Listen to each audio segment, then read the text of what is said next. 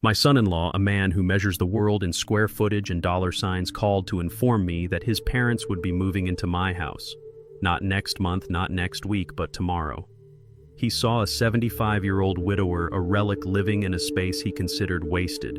He never once saw the man whose hands built these walls, the man who laid this foundation with a woman who was the foundation of his entire life.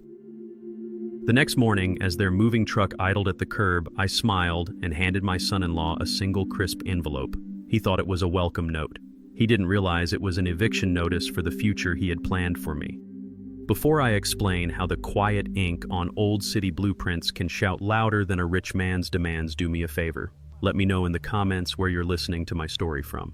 And if you've ever had to draw a line in the sand to protect what's yours, hit that like and subscribe button because you'll understand the satisfaction that comes next. The fork paused halfway to my mouth. The scent of the roasted chicken I'd made for myself, a small comfort in a house that had grown too quiet, suddenly vanished. The phone had rung with the shrill urgency that always meant it was either an emergency or my son-in-law Todd. Tonight, it was Todd, and his voice slid through the receiver smooth and cold as polished granite. He didn't bother with pleasantries, never did. "Eli," he began, the name sounding like a transaction. "Hope you're sitting down. Big news. Mom and Dad are moving in with you tomorrow." I said nothing. My throat felt tight, the food I'd just swallowed sitting like a stone in my stomach. The silence stretched, but it didn't make him uncomfortable. He was used to filling silences with his own self-importance. "We got a fantastic cash offer on their house in Buckhead," he continued, his voice buzzing with the thrill of a successful deal. "Couldn't pass it up. And we were thinking your place is perfect. It's way too big for just one person, and it'll be great for you to have some company." He made it sound like he was doing me a favor, gifting me with the presence of two strangers who looked at me with the same polite condescension he did. My eyes drifted across the dining room to the closed door at the end of the hall. Rose's room. Our room. It had been her sanctuary, filled with her books, her sewing kit, the faint scent of the lavender she loved. It was the one part of the house I kept exactly as she'd left it. As if on cue, Todd's voice sliced through my thoughts. "They can take Rose's old room. It gets the best morning sun. Just need you to clear out her things before they get there. They're aiming for 10 a.m. He said her name, my wife of 48 years, with the casual indifference of someone reading an item off a shopping list. He wasn't just claiming a room. He was erasing a life, my life with her. Still, I held my silence. In my younger days, a fire would have erupted from me. My voice would have cracked like thunder. But age teaches you that silence has its own power. It forces the other person to reveal themselves, to lay all their cards on the table. Todd took my silence as agreement, as the quiet compliance of an old man who should be grateful for any attention at all. "Great," he said, his tone brisk and final. "This works out perfectly for everyone. Amelia will be thrilled. See you in the morning." And then the click. The line went dead. He hadn't asked a single question. He hadn't waited for a single word in response. He had delivered his terms and ended the conversation. I slowly placed my fork back on the plate. The chicken was cold now. The warmth had left the room, replaced by an invasive chill. I sat there in the house I had designed, in the house where my hands had measured and cut every piece of wood, feeling like a trespasser in my own life. Todd saw these walls as assets. He saw the land as an opportunity. He saw me as a placeholder, a temporary guardian of a property he and my daughter Amelia would one day inherit. He thought because my skin was dark and my hands were worn from a lifetime of honest labor that my mind had grown soft. He assumed that because I was old, I was also weak. He had made a declaration of war over the phone, and in the profound quiet of my home, I accepted it. He had no idea who he was dealing with. He had no idea what these old worn hands were still capable of building, or what they were capable of taking apart. He thought he was moving his parents in. He had no idea he was moving himself out of my life, out of my will, and out of the future he had so carefully and so arrogantly designed for himself at my expense. The war had begun not with a shout, but with the deafening silence of a dial tone. After the line went dead, the silence that rushed back in was heavier than before. It wasn't the peaceful quiet of a man alone with his thoughts. It was an invasive, suffocating silence, the kind that buzzes in your ears and makes a room feel like a tomb.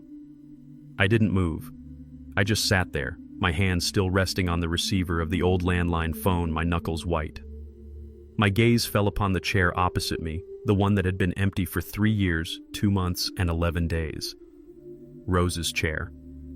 It was a simple oak chair, one I had built myself, sanding the wood until it was as smooth as river stone. She had stitched the cushion for it a pattern of sunflowers that had since faded with the sun and time. It was just a chair, but tonight it felt like a monument to everything I was about to lose. Todd's words echoed in the quiet.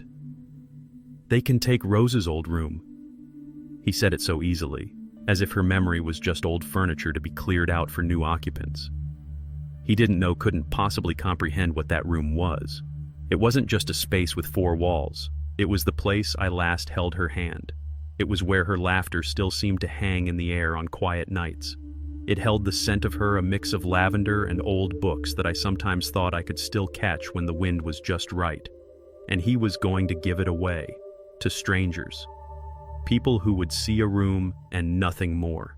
I pushed my plate away, my appetite completely gone. I got up from the table, my joints creaking in protest, and walked slowly through the house. My house. Every inch of it was a story. I ran my hand along the plaster of the hallway wall, feeling the subtle imperfections. I remembered the summer we plastered it ourselves, covered head to toe in white dust, laughing as Rose accidentally smudged a handprint on my cheek. We left it there, a small, perfect flaw that only we knew about. I passed the doorway to the living room, my fingers tracing the height marks we had penciled in for Amelia as she grew from a wobbly toddler to a young woman ready to leave for college. "To the moon, Daddy," she used to shout, stretching on her tiptoes.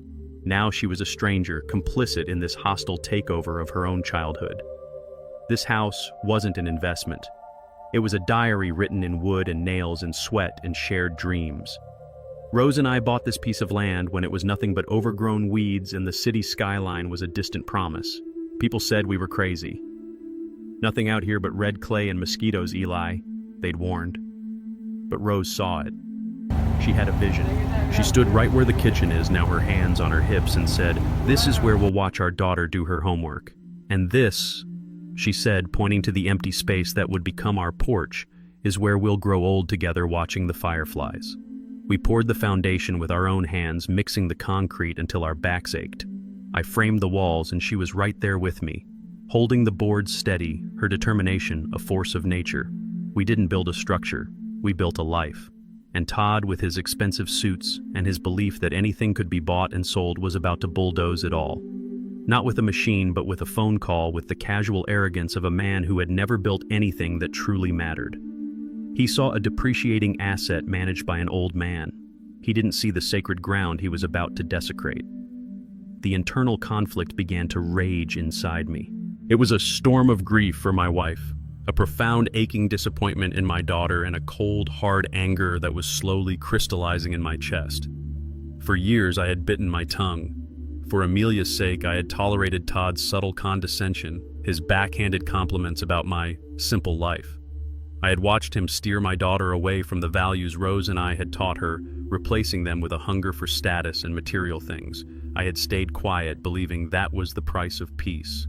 But this was different. This wasn't just disrespect. This was an invasion.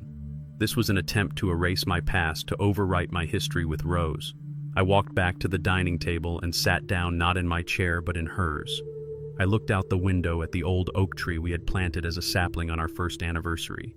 It stood tall and strong against the darkening sky. And in that moment, sitting in Rose's empty chair, I knew my silence was over. He had mistaken my patience for weakness. He had mistaken my grief for surrender. He was about to learn just how wrong he was. My fingers, stiff with age, felt heavy as I picked up the phone again. I had to believe this was a misunderstanding, a gross overstep by Todd that my daughter, my Amelia, would be horrified to learn about.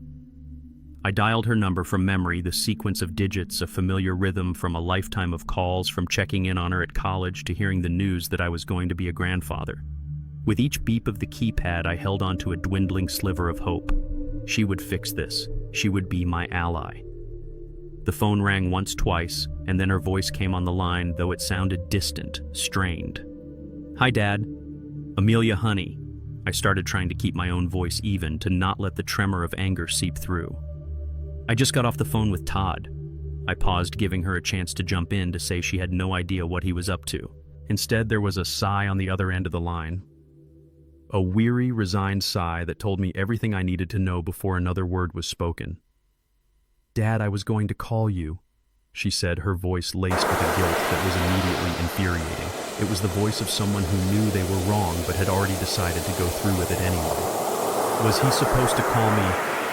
I asked the question, sharp and cold. Was he supposed to tell me that I have strangers moving into my house tomorrow morning, that I'm expected to clear out your mother's room like she was nothing but a temporary guest?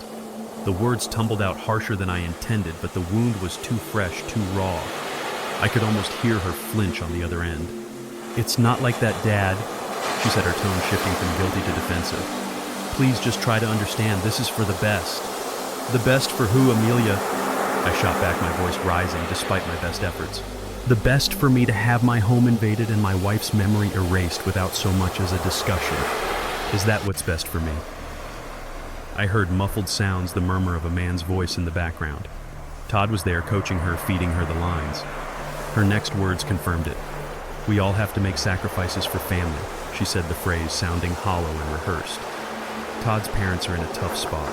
They needed to sell their house quickly and they have nowhere else to go right now. It's just temporary." A cold, heavy clarity began to settle over me, pushing aside the initial shock and anger. It was like watching a blurry picture slowly come into sharp, ugly focus. "They sold their house?" I asked quietly. "Gary and Brenda Miller are in a tough spot.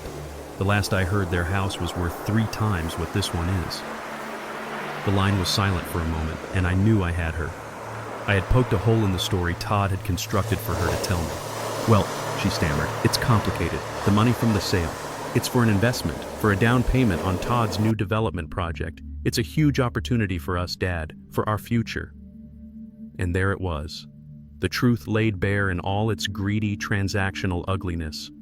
This wasn't about helping family in need. This was about using me.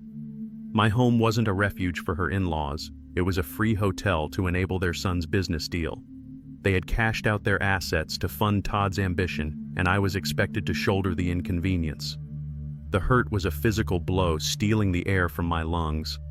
My own daughter. The little girl whose height I had marked on the doorframe, the young woman I had walked down the aisle, saw me not as her father, but as a resource, an obstacle to be managed. "So, this is my sacrifice," I said, my voice barely a whisper. "My peace, my home, my memories of your mother. That's my contribution to Todd's business deal." "Dad, please don't be so dramatic," she said, her voice turning sharp, impatient. The guilt had evaporated, replaced by the frustration of having her plan questioned. "It's a big house. You're all alone. It makes logical sense." Logical sense. That's what my life had been reduced to. A problem of logic to be solved by her and her husband. The love, the history, the soul of this place meant nothing.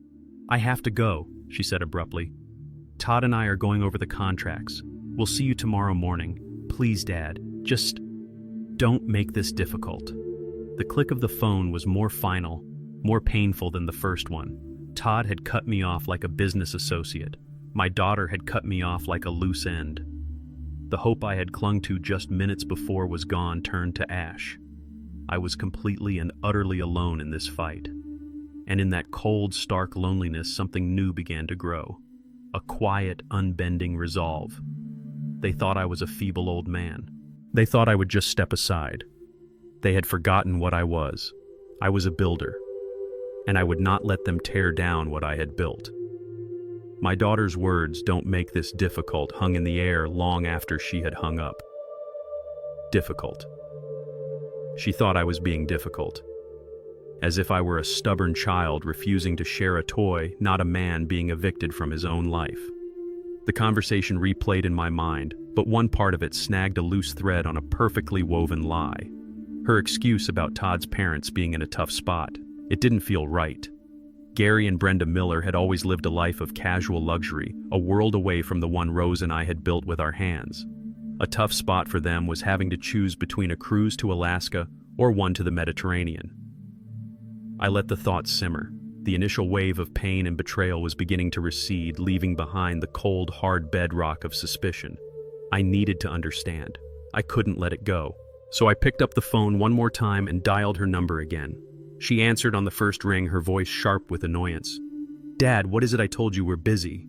I ignored her tone. "Amelia, I just have one question," I said, my voice low and steady. "If Gary and Brenda needed a place to stay so desperately, why didn't they just rent an apartment for a few months? With the money from their house sale, they could afford to rent the finest penthouse in Atlanta." There was a pause. I had cornered her with simple logic, and she was unprepared. It's not that simple," she stammered. I could hear Todd whispering furiously in the background again, a venomous hiss I couldn't quite make out. "Why isn't it simple, Amelia?" I pressed, keeping my voice calm. "Help me understand." She let out an exasperated sigh, a sound that wounded me more than any shout could have. It was the sound of a daughter who saw her father as a burden, an obstacle to her own happiness. "Because the money is tied up," she finally burst out, her frustration boiling over. "The sale closed and the funds have to go directly into the escrow for the new project to secure the land. There's a deadline. We could also really use the cash flow right now." And there it was. The truth delivered not in a confession, but in a moment of sheer frustration. We could also really use the cash flow right now. It wasn't about them. It was about her and Todd. It was all about the money. A profound, chilling silence fell between us. In that silence, years of small, seemingly insignificant moments began to click into place, forming a dark and undeniable mosaic. I remembered Todd a year ago sitting at my kitchen table, casually asking about my property taxes under the guise of being helpful. "Just want to make sure you're not overpaying Eli," he had said with that slick, reassuring smile. I remembered him asking about the neighborhood zoning laws a few months later, disguised as idle curiosity about his real estate business. I remembered the loan I gave them for their new car, the credit card debt I paid off when they were overwhelmed. Each one had been presented as a separate one-time crisis. I saw it now. They weren't crises. They were calculated withdrawals from the bank of my goodwill. This wasn't a sudden plan born of opportunity. This was the final move in a long, patient game of chess I never even knew I was playing. They hadn't just taken advantage of a situation. They had engineered it. They had their own parents sell their home, funneling that money directly into Todd's project, and had designated me, my home, and my life as the solution to the resulting inconvenience. I was nothing more than a line item in their budget, a cost-saving measure. The hurt I felt just moments ago was being burned away by a new, unfamiliar heat. It was anger, but not the hot, quick-tempered anger of my youth. This was a cold, dense, and heavy anger settling deep in my bones. It was the anger of a man who had been played for a fool by his own child. They saw a 75-year-old man, a widower lost in his memories, an easy mark. They had mistaken my quiet nature for weakness. They had mistaken my love for a bottomless resource to be drained. They had forgotten that the same hands that built this house with love and care could also dismantle a threat with cold precision. "I see," I said into the phone, and my voice was so calm, so devoid of emotion, that it startled even me. "Thank you for clarifying, Amelia. That's all I needed to know." I hung up the phone before she could reply. I didn't need to hear any more of her coached excuses. The fog had lifted. I knew exactly what I was facing. This wasn't a family squabble. This was a siege. And they had severely, catastrophically underestimated the man defending the fortress. Hanging up the phone on my own daughter felt like severing a limb. The finality of it left a phantom ache, a void where a sacred connection used to be. I sank into Rose's chair, the oak solid and unyielding beneath me, and the cold anger that had momentarily fortified me began to give way to a tide of bitter memories. My daughter's words, "We could also really use the cash flow right now," echoed and twisted, becoming a key that unlocked a dusty room in my mind, a room filled with past concessions and ignored red flags. I saw them now not as isolated incidents of a young couple struggling to find their footing, but as a calculated pattern of exploitation. It started small, of course. It always does. I remembered the first time about 5 years ago. Amelia had called in tears. Todd's car, a flashy German sedan he couldn't really afford, had broken down, and the repair bill was astronomical. "We're just in a tight spot this month, Dad," she had cried. "Todd feels terrible having to ask." I didn't hesitate. I went to the bank the next morning and withdrew a significant sum from my retirement savings money Rose and I had painstakingly put away. When I gave them the check, Todd had looked me in the eye, his face a mask of earnest gratitude. "Eli, I promise you this is the last time," he had said, shaking my hand firmly. "We'll pay you back every cent as soon as my commission check comes in." The commission check never seemed to materialize, and the debt was quietly forgotten, dismissed as a gift I was happy to give. A year later, it was credit card debt. They had, in Amelia's words, gotten a little carried away with home renovations. The truth was, they were living far beyond their means, trying to keep up with the wealthy families in their new upscale neighborhood. Again, I stepped in. This time, Todd wrote up a formal repayment plan on a crisp sheet of letterhead from his real estate firm. It looked official, impressive. He laid out monthly payments they would make for the next 2 years. They made exactly 3 of them before the payments stopped. When I gently inquired, Amelia told me they were restructuring their finances, and it was better for their credit score to focus on other things. It was all smoke and mirrors, a performance of responsibility designed to placate the old man while they continued to bleed him dry. The memories kept coming, each one a fresh sting of betrayal. The family vacation to Hawaii that I ended up funding because their hotel booking fell through. The private school tuition for my grandson that they just couldn't swing one semester. Each time there was a plausible story, a sense of urgency, and a solemn promise from Todd that this was the absolute last time. And each time I chose to believe them. I see that now. It was a choice. I chose to ignore the gnawing doubt in my gut because I wanted to see the best in my daughter. I wanted to believe in the man she had chosen to marry. I wanted to maintain the peace to avoid the kind of ugly confrontation that could splinter a family. I didn't want to admit to myself that my daughter, the same little girl who used to fall asleep on my chest listening to my heartbeat, had become a stranger, someone who saw her father as a safety net with no limit. My naivete felt like a sickness in my stomach. I had been so busy looking at the world through the lens of a loving father that I had failed to see the predators circling. Todd wasn't just an ambitious, slightly arrogant son-in-law. He was a master manipulator. He knew exactly which buttons to press, how to leverage Amelia's affection for me and my own desire for family harmony. He had used my love as a weapon against me.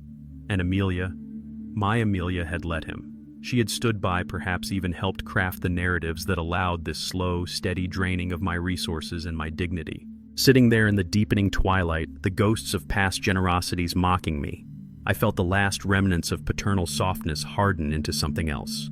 It was no longer just about saving my house. It was about reclaiming my self-respect. They had mistaken my kindness for a weakness to be exploited. It was time to show them that my kindness had a limit, and they had just crashed right through it. They thought the old man was a pushover. They had no idea the storm they had just awakened. The house was completely dark now, the last vestiges of daylight long gone. I hadn't bothered to turn on a single lamp. I preferred the shadows. They felt honest, a true reflection of the gloom that had settled in my soul. I sat in that chair, Rose's chair, for what must have been hours. The world outside went on. I could hear the distant rumble of traffic, the faint sound of a neighbor's television. But inside these walls, time had stopped. It was frozen at the exact moment my daughter chose a business opportunity over her father. The anger I had felt earlier had burned itself out, leaving behind the cold gray ash of profound disappointment. This was a grief deeper than the one I felt when I lost Rose. When she died, I lost my future. Tonight, I had lost my past. All the years I had poured into raising Amelia, all the sacrifices Rose and I had made, all the love we had given her, it all felt like it had been erased, rendered meaningless. I thought about Rose. I thought about her fierce, protective love for Amelia. Rose would never have allowed this to happen. She would have seen through Todd's superficial charm from the very beginning. She had a kind of vision for people, an ability to see the deep, hidden currents beneath the surface. She would have stood like a lioness at the door and told Todd exactly where he could put his plans. But I was not Rose. I was quieter, more inclined to seek peace than to wage war. And they had counted on that. They had weaponized my nature against me. They had built their entire strategy on the assumption that the quiet old man would simply sigh, step aside, and accept his diminished place in the world. They expected me to fade quietly into the background of my own home, a living ghost in a house full of memories. As I sat there shrouded in darkness, a different memory of Rose surfaced. It wasn't of her gentle smile or her warm embrace. It was of her strength. I remembered a time when a developer tried to buy out our entire block to build a soulless apartment complex. Our neighbors were scared, ready to sell for whatever they were offered. But Rose organized them. She spent weeks in the city archives digging through old property records. She stood up at the town hall meeting, her voice clear and strong, and presented a case based on historical preservation laws that no one even knew existed. She saved our neighborhood. She didn't do it by yelling or making threats. She did it with intelligence, with patience, and with an unshakable belief in what was right. A flicker of that fire, her fire, ignited within me. The despair began to recede, burned away by a slow rising heat. I would not let them desecrate her legacy. I would not let them turn the home she built with her vision and her love into a boarding house for their own convenience. The disappointment in my daughter was still there, a permanent aching wound, but it was no longer paralyzing. It was clarifying. I finally understood that protecting my home was not an act of aggression against Amelia. It was an act of love for the values Rose and I had lived by. My silence was over, but I would not fight this battle on Todd's terms. This wouldn't be a shouting match. It wouldn't be an emotional confrontation. This would be a battle of foundations, of blueprints, of legal bedrock. He was a real estate developer. He thought he knew the game of property and ownership, but I was the man who had laid the foundation of this house with his own 2 hands. I knew its history down to the last nail. A new strength flowed through my veins. It was the strength of purpose. I got up from the chair, my movements no longer slow and defeated but deliberate and steady. I walked to the old roll-top desk in the corner of the living room, a piece of furniture I had inherited from my own father. I switched on the small green banker's lamp, and the sudden pool of light felt like a sunrise. I opened the bottom drawer, the one filled with old documents, warranties for appliances that no longer existed, and stacks of old letters. Tucked away at the very back was a small black address book, its leather cover cracked and worn with age. My fingers, surprisingly nimble, flipped through the pages. The names were a roll call of a life-lived friends who were gone, old colleagues, distant relatives. Then I found it. A name I hadn't spoken in years, but a man I had never forgotten. The ink was faded, the handwriting belonging to a younger, stronger version of myself. Next to his name I had written, "Attorney at Law," but that had been crossed out. Underneath it, I had jotted down a new number for a place called the West Side Community Center. I stared at the name, a bastion of integrity and old-school loyalty in a world that seemed to have forgotten both. Marcus Vance. I picked up the phone. The sun rose this morning just as it always does, a silent, impartial spectator to the dramas of the world. It sent its golden shafts of light through the living room window, illuminating the dust motes dancing in the air. But the light brought no warmth, no comfort. It only served to illuminate the battlefield. Sleep hadn't come. Not the real restorative kind, anyway. I had drifted in and out of a shallow, restless state, my mind a churning sea of past conversations and future dread. When the first birds began to sing, I gave up the pretense of rest and rose from my chair. I hadn't made it to the bedroom. I had spent the night right here, a century in my own home. I started to walk, my bare feet patting softly on the hardwood floors I had installed 4 decades ago. This wasn't a purposeless ramble. It was a pilgrimage. Every step was a deliberate act of remembrance. I started in the hallway. My hand grazed the wall, my fingers finding a slight, almost imperceptible ripple in the plaster. Rose's handprint. She'd left it there by accident that summer we did the plastering ourselves. I had wanted to smooth it over, the perfectionist in me wanting a flawless finish. But she had grabbed my hand, her eyes sparkling with laughter. "No," she'd said. "Leave it. It's us. We're not flawless, Eli. We're just real." Todd and his parents, with their perfect clothes and their perfect house in Buckhead, wouldn't understand a flaw like that. They would see it as something to be fixed, to be covered up. I moved on, pausing at the door frame leading into the kitchen. The faint pencil marks were still there, a ladder of lines climbing up the wood, each one dated in Rose's elegant script. Amelia, age 3. Amelia, age 7.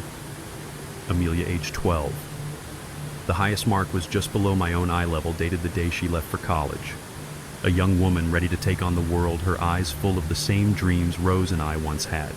What would that young woman think of the person she had become? The person who could so casually agree to displace her own father, to dismantle her own history for the sake of a business deal. To her, they were probably just scuffs on the paint, imperfections to be erased when they redecorated. To me, they were chapters of a sacred text. In the kitchen, the scent of yesterday's roasted chicken was gone, replaced by the neutral smell of a room at rest. I could almost superimpose the memory of 1,000 other smells over it. The smell of Rose's cinnamon rolls on a Sunday morning, the rich aroma of her beef stew simmering on a cold winter's day. It was the scent of a happy, well-loved home. I tried to imagine the smells that would soon replace it. The smell of Brenda Miller's expensive, cloying perfume, the aroma of whatever bland, health-conscious food they would cook. It would be an alien scent, an olfactory invasion that would smother everything Rose had been. I walked to the back of the house and stood before the door to Amelia's childhood bedroom. I pushed it open. It was mostly a guest room now, but some of her old self remained. A faded crayon drawing of our family 3 stick figures holding hands under a smiling sun was still stuck to the wall with yellowed tape. Her old collection of novels sat on the bookshelf, their spines cracked from countless readings. This room was a museum of the daughter I thought I knew. A girl who was kind, who was thoughtful, who would have been horrified at the very idea of what was happening today. The contrast between the girl who had lived in this room and the woman on the phone last night was a chasm I couldn't bridge. This wasn't a home tour. It was a pre-battle ritual. I was arming myself not with weapons, but with memories. Every story embedded in these walls, every scuff on the floor, every ghost of laughter was a piece of my armor. Todd and his family saw a piece of real estate. They saw square footage, property value, a convenient solution to a logistical problem. They were blind to what was really here. They couldn't see the love, the struggle, the joy, the grief. They couldn't see the very soul of a life. I finished my pilgrimage at the closed door to Rose's room, my room. I didn't open it. I just placed my hand flat against the wood. This was the heart of the fortress. This was the ground they could not have. They were coming at 10 o'clock to claim a house. They had no idea they were walking into a sanctuary, and its keeper was finally ready for them. My pilgrimage through the house eventually led me to the living room and to the silent giant that stood against the far wall, the piano. It was an old upright, a Baldwin from the 50s, its dark mahogany wood still holding a deep, rich luster under a thin veil of dust. It was the single most expensive thing Rose and I had ever bought together.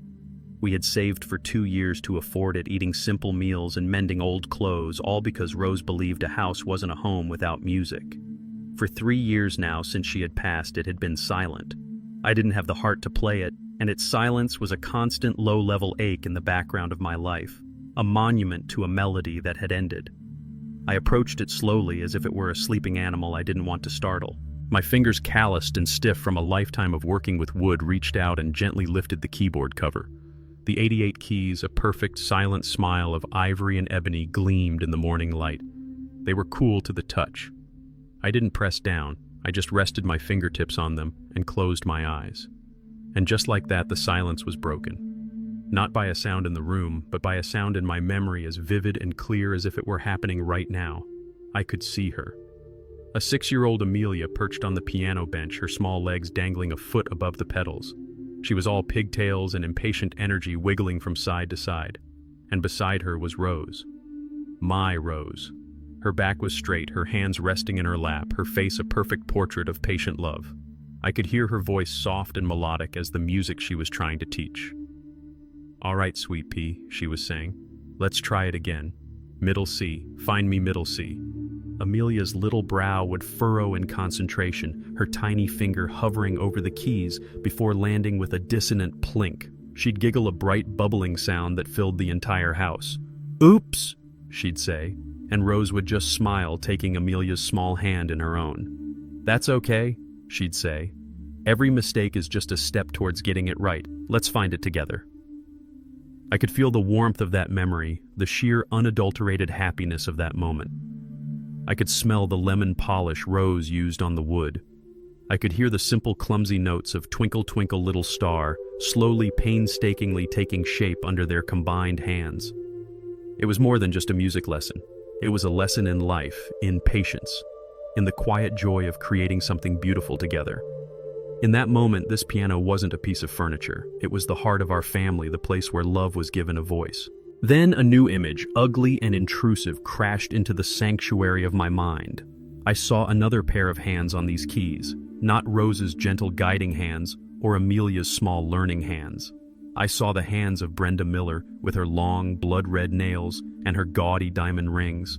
I could almost hear her sharp nasal voice cutting through the warmth. "Oh, for heaven's sake, Todd," I imagined her saying.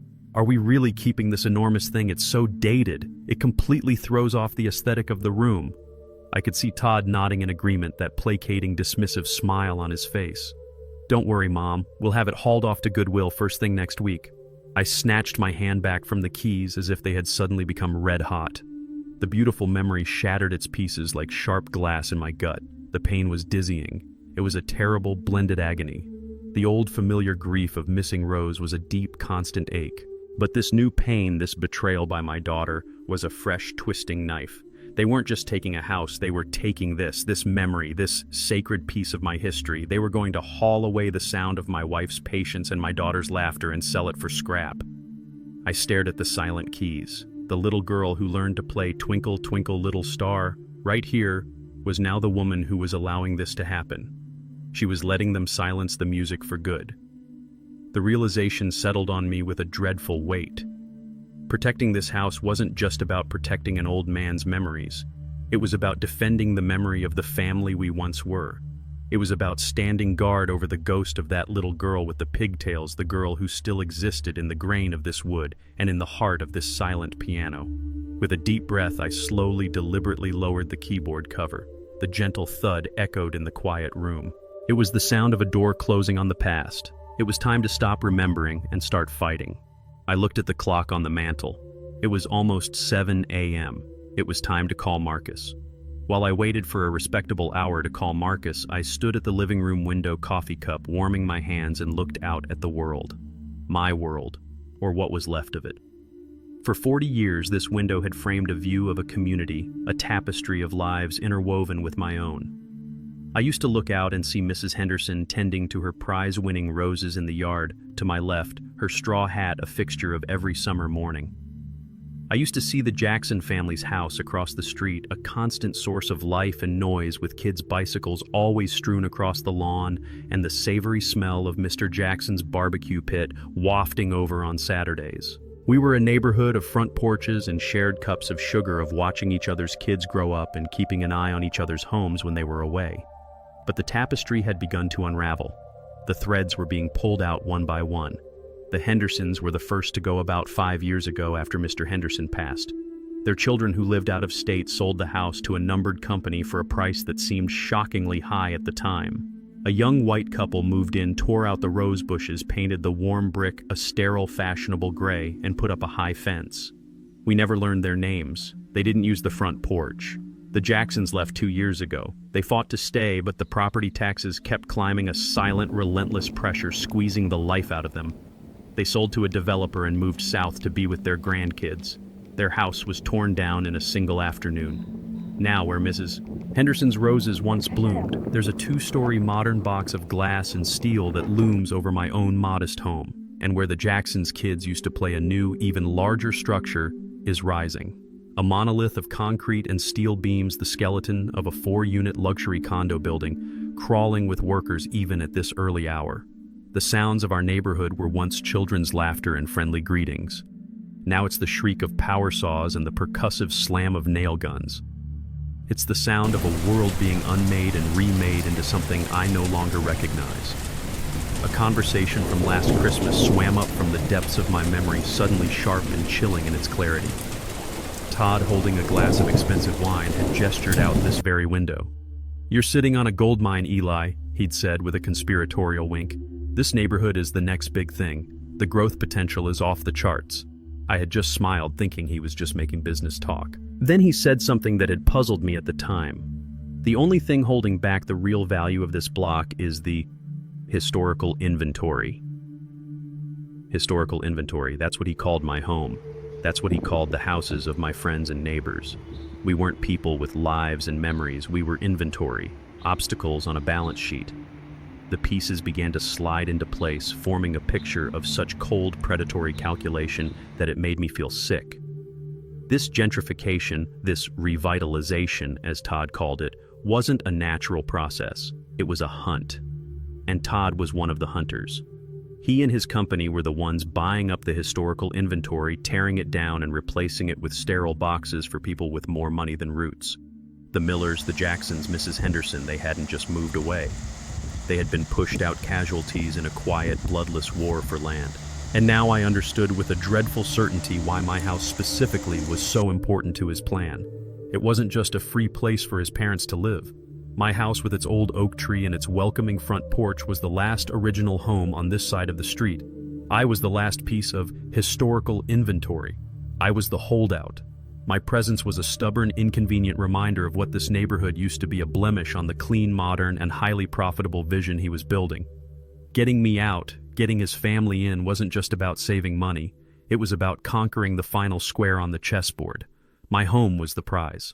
Looking at the steel skeleton rising across the street, I realized this fight was bigger than just my family. It was about my community. It was about every brick that had been bulldozed, every rose bush that had been uprooted. I was fighting for the ghosts of my neighbors, for the memory of what we once were. My personal betrayal was just one small part of a much larger, greedier story. Todd hadn't just insulted me. He had declared war on my entire world, and he was about to find out that this old piece of inventory still had some fight left in him. The clock on the mantel ticked past 7:30. It was a reasonable hour. Still, my hand hovered over the phone, a strange hesitation gripping me. It had been at least 4 years since I'd last spoken to Marcus Vance. Our wives had been close, and after Rose passed, and then his own wife a year later, we had drifted apart, lost in our own separate oceans of grief. Calling him now felt like an intrusion, like dragging him into a mess that wasn't his. But the image of Brenda Miller's hands on Rose's piano, the sound of the nail guns across the street, pushed the hesitation aside. This was not a time for pride. I dialed the number for the West Side Community Center. A young, cheerful voice answered on the second ring. "West Side, this is Maya speaking." "Good morning," I said, my voice sounding rusty to my own ears. "I'd like to speak with Marcus Vance, please." "Of course," she said. "May I ask who's calling?" "Tell him it's an old friend," I said. "Eli Coleman." I heard her call his name in the background and then the sound of the phone being passed. A moment later, a different voice came on the line. It was deeper, slower, with a gravelly texture like old whiskey poured over stones. Eli Coleman. My God, man, is that really you?" A wave of relief washed over me, so potent it almost buckled my knees. It was the relief of a man lost in the wilderness who suddenly hears a familiar voice. "It's me, Marcus," I said, a small, weary smile touching my lips for the first time in what felt like an eternity. "How have you been, old friend?" "I've been," he said, and in those two words I heard the shared experience of loss, of carrying on, of simply continuing to be. "But I have a feeling you didn't call to reminisce about the old days. You sound heavy, Eli. What's wrong?" He had always been like that, Marcus. He could read the weather in a man's voice. He didn't waste time on small talk when something important was on the line. This was the moment. I could have poured it all out, the phone calls, the betrayal, my daughter, the piano, the condos. I could have spent 20 minutes venting my pain and my anger. But that wasn't why I called. Emotion was a luxury I couldn't afford right now. I needed a strategist, not a shoulder to cry on. "Marcus," I said, my voice steady and clear, stripped of all sentiment. "I'm sorry to call you out of the blue. I need your help. I need your eyes. Not the eyes of a friend, but the eyes of the lawyer you used to be." There was a pause on his end, but it wasn't a pause of hesitation. It was a pause of deep, focused listening. "I'm listening," he said, his voice losing its friendly gravel and taking on the sharp, focused edge I remembered from that old town hall meeting. "I need you to look at some papers for me," I continued. "My property deeds, the old blueprints for the house, the original zoning maps for this entire block if I can find them, everything." I didn't offer any context. I didn't mention Todd or Amelia. I didn't have to. The nature of the documents I was asking for told their own story. It was a story about land, about ownership, about a fight. "When?"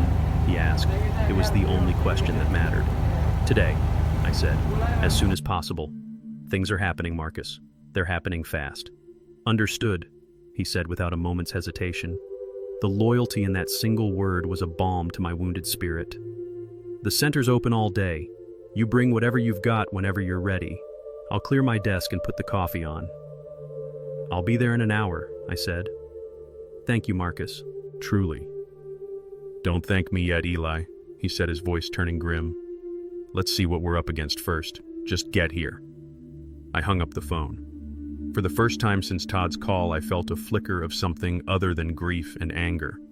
It was hope, but it was a cold, hard, and pragmatic kind of hope. It was the hope of a soldier who has just been handed a rifle. I was no longer just a sad old man wandering through the museum of his past. I was a man with a mission, an ally, and a destination. My pilgrimage of memory was over. Now it was time to gather my weapons. I walked over to the old roll-top desk, the one that held 40 years of history in its dusty drawers, and began to search. The phone call with Marcus was like a starter pistol firing in the dead quiet of a race that had already begun. The paralysis that had held me captive was gone, replaced by a surge of adrenaline, a clarity of purpose that felt like a long-forgotten friend. I wasn't just an old man anymore. I was a man with an appointment and objective. I had an hour to prepare. My first stop was the roll-top desk, a piece of furniture as old and stubborn as I was. It was a chaotic archive of a life stuffed with things that were too important to throw away, but not important enough to be properly organized. I began to excavate. The drawers groaned in protest as I pulled them open, releasing the faint, sweet scent of old paper and cedar wood. I sifted through layers of history, my honorable discharge papers from the Army Amelia's report cards, stacks of sepia-toned photographs of people whose names were lost to time. I wasn't just looking for documents. I was digging through the geological strata of my own life. Finally, in a thick manila envelope at the bottom of the deepest drawer, I found the first piece of my arsenal. The deed. Not a recent copy from the county clerk's office, but the original document from 1975. The paper was thick and fibrous, the type almost crisp with age. I ran my thumb over the raised seal of the state of Georgia. I saw my own signature, a young man's confident scrawl next to Rose's, her elegant, hopeful loops. This single piece of paper was the genesis of everything. It was a promise we had made to each other, a declaration that this small patch of red Georgia clay would be our kingdom. It wasn't a financial asset, it was a covenant. I placed it gently to one side. Next, I needed the blueprints. I knew exactly where they were. In the hall closet inside a heavy cardboard tube that I hadn't opened in 30 years were the original drawings for the house. I pulled them out, the tube hissing as I unsealed it. I carefully unrolled the brittle yellowed paper on the living room floor. There it was, the entire house rendered in my own hand with precise architectural lines. Every wall, every window, every doorway. I could still feel the phantom ache in my back from framing the roof, the sting of sawdust in my eyes. Todd saw a house that was too big for one person. I saw this, a tangible record of my own sweat, my own skill, my own love. These blueprints were more than just a plan. They were my testimony. I rolled them back up with the reverence of a scholar handling an ancient scroll. The last and most important pieces were the ones I wasn't sure I still had. During that fight with the developer years ago, Rose had become a woman possessed. She had spent weeks at the city hall and the county records office collecting documents like a squirrel gathering nuts for winter.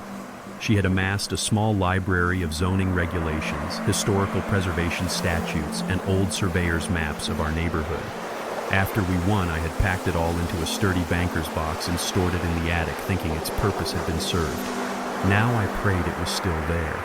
The attic was hot and stuffy, smelling of cedar and thyme. I pulled the chain for the single bare bulb, casting long, distorted shadows across a landscape of forgotten things. And there it was in the far corner, tucked under an old army blanket. The box was heavy. I wrestled it down the rickety attic ladder and carried it to the living room, a cloud of dust puffing out as I set it down. I lifted the lid. It was all there, a treasure trove. Maps from the 1960s showing the original property lines of the entire block. Copies of city ordinances with sections highlighted in faded yellow by Rose's hand. Notes she had scribbled in the margins.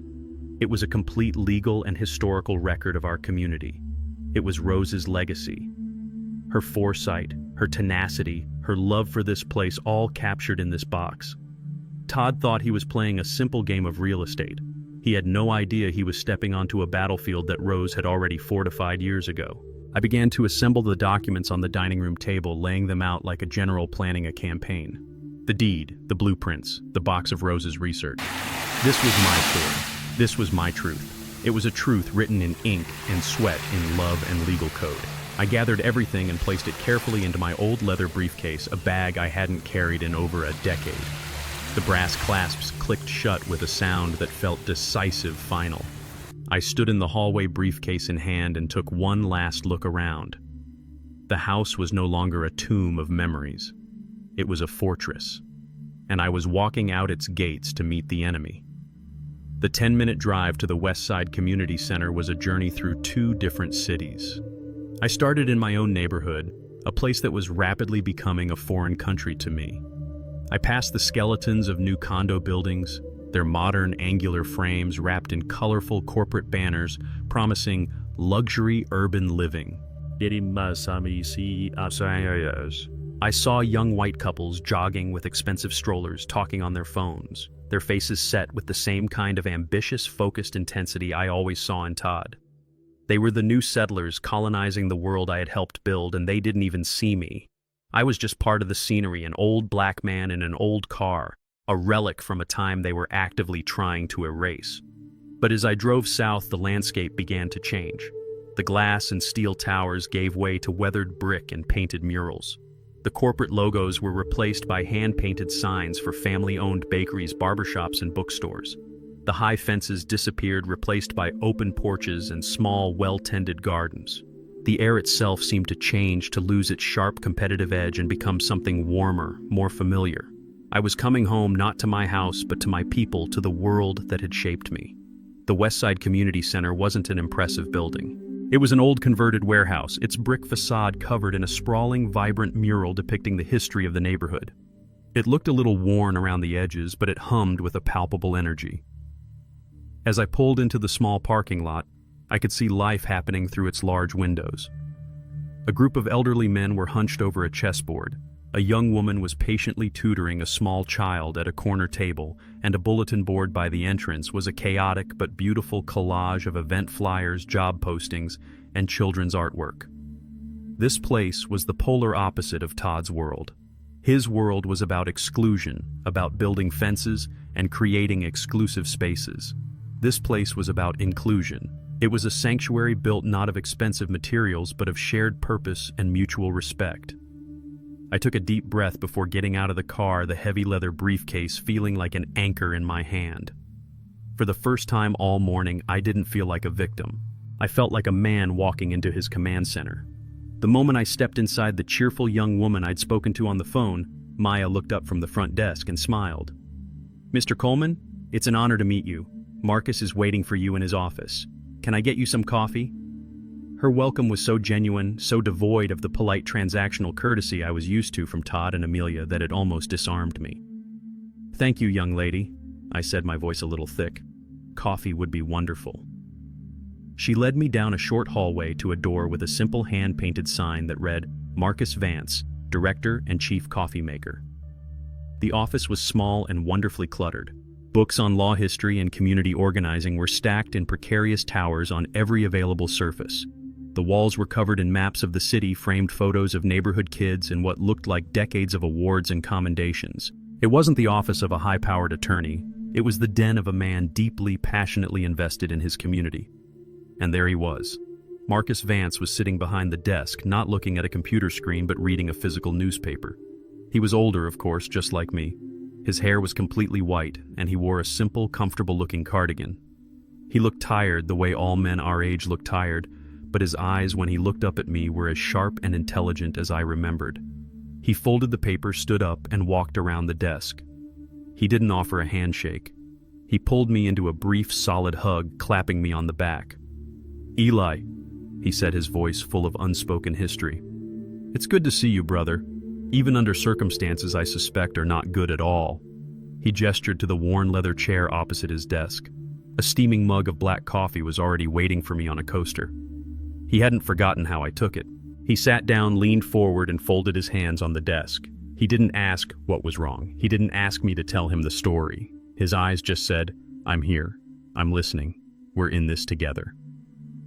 I lifted the heavy briefcase and placed it on the desk between us. The sound of the leather hitting the wood was a dull, authoritative thud. It was a declaration. I unsnapped the two brass latches. The sharp clicks echoed in the quiet office. "Marcus," I said, my voice finally finding its strength, "let's go to war." With a silent nod, Marcus gestured for me to begin. I opened the briefcase and started to lay out the contents on his large, cluttered desk, creating an island of my own history amidst his sea of community business. First, I placed the original deed, its aged paper, a stark contrast to the bright white documents on his desk. Then came the rolled-up blueprints, which I carefully weighted down at the corners with a stapler and a heavy mug. Finally, I lifted the banker's box, Rose's box, and set it in the center of the table. The air in the small office seemed to grow still charged with the weight of the past. Marcus didn't speak. He just watched, his sharp eyes taking in each item. He was a man who understood that sometimes the most important parts of a story are told not with words, but with artifacts. When everything was laid out, he leaned forward, putting on a pair of silver-rimmed reading glasses that were perched on his head. He was no longer just my old friend. He had transformed into the lawyer I remembered, a man about to dissect a case. He picked up the deed, first his fingertips handling the old document with a practiced, gentle respect. He read it slowly, his lips moving almost imperceptibly. He grunted a low sound of appreciation. "They don't make them like this anymore," he murmured, more to himself than to me. "Ironclad, no loopholes for greedy descendants to exploit." Rose always was thorough. He set it down and turned his attention to my hand-drawn blueprints, a small, sad smile touching his lips as he recognized my distinctive drafting style. Then he turned to the box. He lifted the lid and for a moment just stared at the contents. It was a chaotic mess to the untrained eye, a jumble of folded maps, photocopied pages of dense legal text, and notebooks filled with Rose's meticulous handwriting. But to Marcus, it was a goldmine.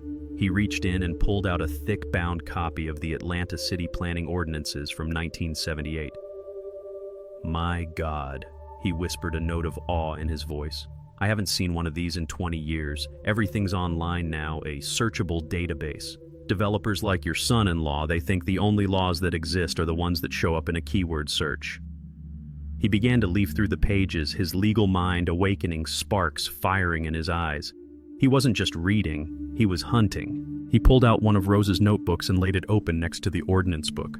"Look at this, Eli," he said, his voice quickening with excitement. He pointed to a paragraph of dense, almost unreadable legal jargon in the official book, and then to Rose's notes beside it. She had translated it into plain English with a note in the margin that read, "Protects against non-conforming land use for properties of historical significance." "She did the work for us," Marcus said, shaking his head in wonder. "She did all the heavy lifting 30 years ago." For the next hour, we fell into a deep, focused silence, broken only by the rustle of old paper and the occasional grunt or murmur from Marcus. He was a man excavating a lost city, and I was the native guide who had lived there his whole life. He pulled out old surveyor maps, tracing the property lines with his finger, comparing them to a modern city map he had pinned to his wall. He saw how the neighborhood had been carved up, how the old generous lot lines had been sliced and diced to maximize profit. He saw the systematic dismemberment of our community in a way I had only ever felt. "This is complex," he said, finally leaning back in his chair and rubbing his tired eyes. "The laws have been amended and overwritten a dozen times since these were printed. A modern lawyer would take one look at this box and say it's useless, that it's all obsolete." He paused, looking at me over the top of his glasses. A slow, dangerous smile began to spread across his face. "But they'd be wrong. Developers, especially arrogant ones, are lazy. They only pay attention to the current laws. They never dig deep enough. They don't realize that sometimes the old laws, the ones everyone has forgotten about, sometimes they have roots that are still alive, buried deep in the bedrock of the city's charter." He leaned forward again, his eyes gleaming. "And I think your wife, God rest her soul, found one of those roots." For what felt like an eternity, the only sounds in the room were the dry whisper of aging paper and the low, rhythmic ticking of a clock on Marcus's wall. I sat and watched my friend work my own anxiety a tight knot in my stomach. He was my last hope, and I watched him navigate the labyrinth of the past, praying he would find a way out for me. He moved with a methodical slowness, cross-referencing Rose's handwritten notes with the dense pages of the official city ordinances. He would read a passage, then flip through one of her notebooks, his brow furrowed in concentration. More than once he shook his head, hitting a dead end where a newer law had clearly nullified an older one. With each dead end, my knot of anxiety tightened. I had started to lose hope, beginning to think that maybe Todd was right, that the world had moved on and the old rules no longer mattered. But then something shifted. Marcus, who had been methodically turning pages, suddenly stopped. His hand froze midair. He leaned closer to the book, his nose almost touching the page. He traced a single paragraph with his index finger, reading it once, then a second time, his lips moving silently. He took off his glasses, polished them with a handkerchief, put them back on, and read it a third time. A low whistle escaped his lips. "Well, I'll be," he breathed, his voice filled with a mixture of disbelief and pure unadulterated glee. "Rose, you magnificent woman, you found it." He looked up at me, and his eyes were no longer just the eyes of a tired old lawyer. They were blazing with the thrill of discovery. "Eli," he said, his voice dropping to an excited whisper. "Listen to this." He turned the heavy ordinance book around so I could see it, though the tiny, dense print was a blur to my eyes. He pointed to a small, unassuming section tucked away at the bottom of a page, a paragraph that a less patient man would have skipped over entirely. "Article 7, Section 4B, he read aloud, his voice gaining strength with every word. "The Community Heritage Trust provision.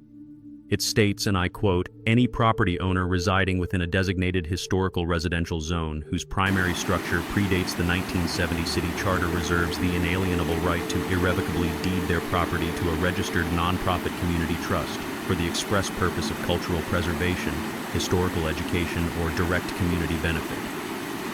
He looked at me, waiting for it to sink in. I just stared back, confused. The legal jargon was a thick fog. "Marcus, what in God's name does that mean in English?" I asked. He chuckled, a deep, triumphant sound that echoed in the small office. "It means, my friend, that we've found our weapon. It's a ghost law. A provision so old and so specific that it fell through the cracks. It was never repealed, just forgotten. What it means is that you, Eli Coleman, as the owner of a house built before 1970 in this specific zone, have a special right. A right no other homeowner in those new condos has." He leaned forward, his voice electric. "You have the right to give your house away." I stared at him, dumbfounded. "Give it away, Marcus. I'm trying to save my house, not give it away." "Exactly," he boomed, slapping his hand on the desk, making the coffee cups jump. "Don't you see? You don't give it to your family. You don't give it to a developer. You give it to a trust, a non-profit entity with a stated mission. An organization like, I don't know, the Westside Community Center." The pieces started to click in my mind, a slow dawning realization that was so audacious it took my breath away. "Once the property is deeded to the trust," he continued, speaking faster now, "its purpose is legally locked in. It can only be used for community benefit. It can never be sold for profit. It can never be torn down. And the transfer, Eli, the transfer, is immediate and legally binding the moment you sign the papers. Your family, your son-in-law, they have no legal claim. They become irrelevant." The knot of anxiety in my stomach didn't just loosen, it vanished, replaced by a dizzying sense of possibility. This was a move of such elegant, unexpected power that it felt like something out of a dream. It wasn't just a defense, it was a checkmate. Todd was playing checkers, moving his pieces across the board in a straight line, thinking he was about to capture my king. He had no idea I was about to flip the entire board over. "So," I said slowly, the plan beginning to take shape in my mind, "if I were to do this, my house would no longer be my house." "Correct," Marcus said. "It would belong to the community. You could, of course, have a lifetime lease to remain living there as its custodian, written into the trust agreement." I looked at the box of Rose's research. It wasn't just a collection of old papers. It was a message in a bottle, a warning, and a weapon she had prepared for a battle she somehow knew was coming. A Tia Haivong, a ray of hope. No, it was more than that. It was a roadmap to victory. I stared at Marcus, the words, "give your house away," echoing in the quiet office. It was a concept so counterintuitive to my struggle that my mind couldn't immediately grasp it. It sounded like surrender, like the ultimate defeat. Give away the very thing I was fighting to keep. I must have looked as bewildered as I felt, because a patient, understanding smile spread across Marcus's face. He leaned back in his chair, a professor about to explain a profound but simple truth to a struggling student. Eli, you have to stop thinking like a homeowner and start thinking like a general, he began, his voice calm and instructive. Right now, your house is a prize to be won. To your son-in-law, it's a pot of gold at the end of a rainbow. He believes that through inheritance, through pressure, through sheer force of will, he will eventually own it. He sees you as a temporary obstacle, a gatekeeper who will one day fall. This ghost law, this community heritage trust, it doesn't just lock the gate, it removes the prize from the battlefield entirely. He picked up a pen and pointed to the highlighted section in the old ordinance book. Think about what this does, he said, his energy rising. The moment you sign the deed of trust, the ownership of 127 Maple Street transfers from Eli Coleman, private citizen, to the Westside Community Heritage Trust, a nonprofit entity. Your house ceases to be a private asset. It becomes a community resource as untouchable by developers as the public library or a city park. He paused to let that sink in. Your son-in-law can't inherit a public park, can he? He can't force a community center to sell its property for his own profit. His entire strategy, which is built on the foundation of future ownership, crumbles into dust. He's bringing an army to conquer a castle, and we're going to turn that castle into a cloud of smoke right before his eyes. The fog in my mind began to clear, replaced by a brilliant, dazzling light. It was a strategy of such beautiful, elegant simplicity. It wasn't an attack, it was a transcendence. I wasn't fighting Todd on his own greedy terms of money and ownership. I was moving the entire conflict to a higher ground, a place where his weapons were useless. A profound sense of peace began to settle over me. I looked at the box of Rose's research, and I knew with a certainty that resonated deep in my soul that this is what she would have wanted. Rose and I never saw this house as just ours. It was the hub of our community, a place for neighborhood barbecues, a safe haven for Amelia's friends. We built it to be a place of warmth and welcome. This trust wouldn't be a departure from that vision. It would be its ultimate fulfillment, making that spirit of community permanent and legally indestructible. So the house would belong to everyone, I said softly, more to myself than to Marcus. And therefore it could never belong to just one greedy man. That's it exactly, Marcus affirmed, his eyes shining. You've captured the poetry of it. It would be protected forever. Its story, your story, Rose's story, would be preserved. It could be used for after-school programs, for community meetings, for art classes. Its value would no longer be measured in dollars, but in the good it could do. He let me sit with the idea for a moment. I thought about the piano, the height marks on the doorframe. They wouldn't just be my memories anymore. They would become part of the neighborhood's story, a testament to a time before the glass boxes and the high fences. There was, of course, a personal cost. I would no longer be the owner of my home. The deed would no longer bear my name. But what was ownership really? Todd's actions had tainted the very idea of it for me. He saw ownership as a right to exploit, to discard, to profit from. I now saw it as a responsibility, a stewardship. And this was my final act of stewardship for the home I had built and the woman I had loved. I would give it away to save it. I would release it to protect it forever. I looked Marcus squarely in the eye, the last of my doubts vanishing like morning mist. The path forward was clear. All right, I said, my voice firm and resolute. Let's do it. What's the first step? My decision to form the trust hung in the air between us, a solemn vow. But Marcus wasn't finished. The thrill of the hunt was still in his eyes. The discovery of the ghost law had been the key, but he knew from long experience that a single key doesn't always open every lock. A truly solid case, a fortress, is built from multiple layers of defense. He wasn't just looking for a shield, he was looking for a sword. This trust is our foundation, Eli, he said, tapping the ordinance book with a decisive finger. It's a stone wall. It protects the house itself. But a good general never just defends his position. He looks for a way to disrupt the enemy's supply lines. He turned his attention back to the box, to the chaotic collection of maps Rose had gathered. Let's look at the battlefield. He carefully lifted out the largest of the maps, a surveyor's plat of our block from 1968, 2 years before the city charter was rewritten. It was a beautiful, intricate document drawn with the kind of patient human precision that has been lost in the age of computers. The paper was thick as canvas, and the ink was a faded blue. It showed our neighborhood not as a collection of properties to be bought and sold, but as a community of homes, each with its generous patch of green earth. Look at this. Marcus set his finger tracing the familiar shapes of the houses. "Look at how much space there was between us all. Room to breathe, room for gardens and kids to run." We spread the old map across his desk, its edges curling stubbornly. He then took a modern printed map from his wall, a stark clinical grid of property lines from the city's current database, and laid it next to the old one. The difference was heartbreaking. The new map was a cramped, crowded puzzle of subdivided lots and newly created parcels. It was a visual representation of the gentrification I had been watching from my window. "They've carved it up like a turkey," Marcus muttered, his disgust evident. His finger moved across the new map, tapping the large, consolidated lot behind my house, where the condo building was now rising from the ground. "This is Todd's project." Then his finger moved back to the old map.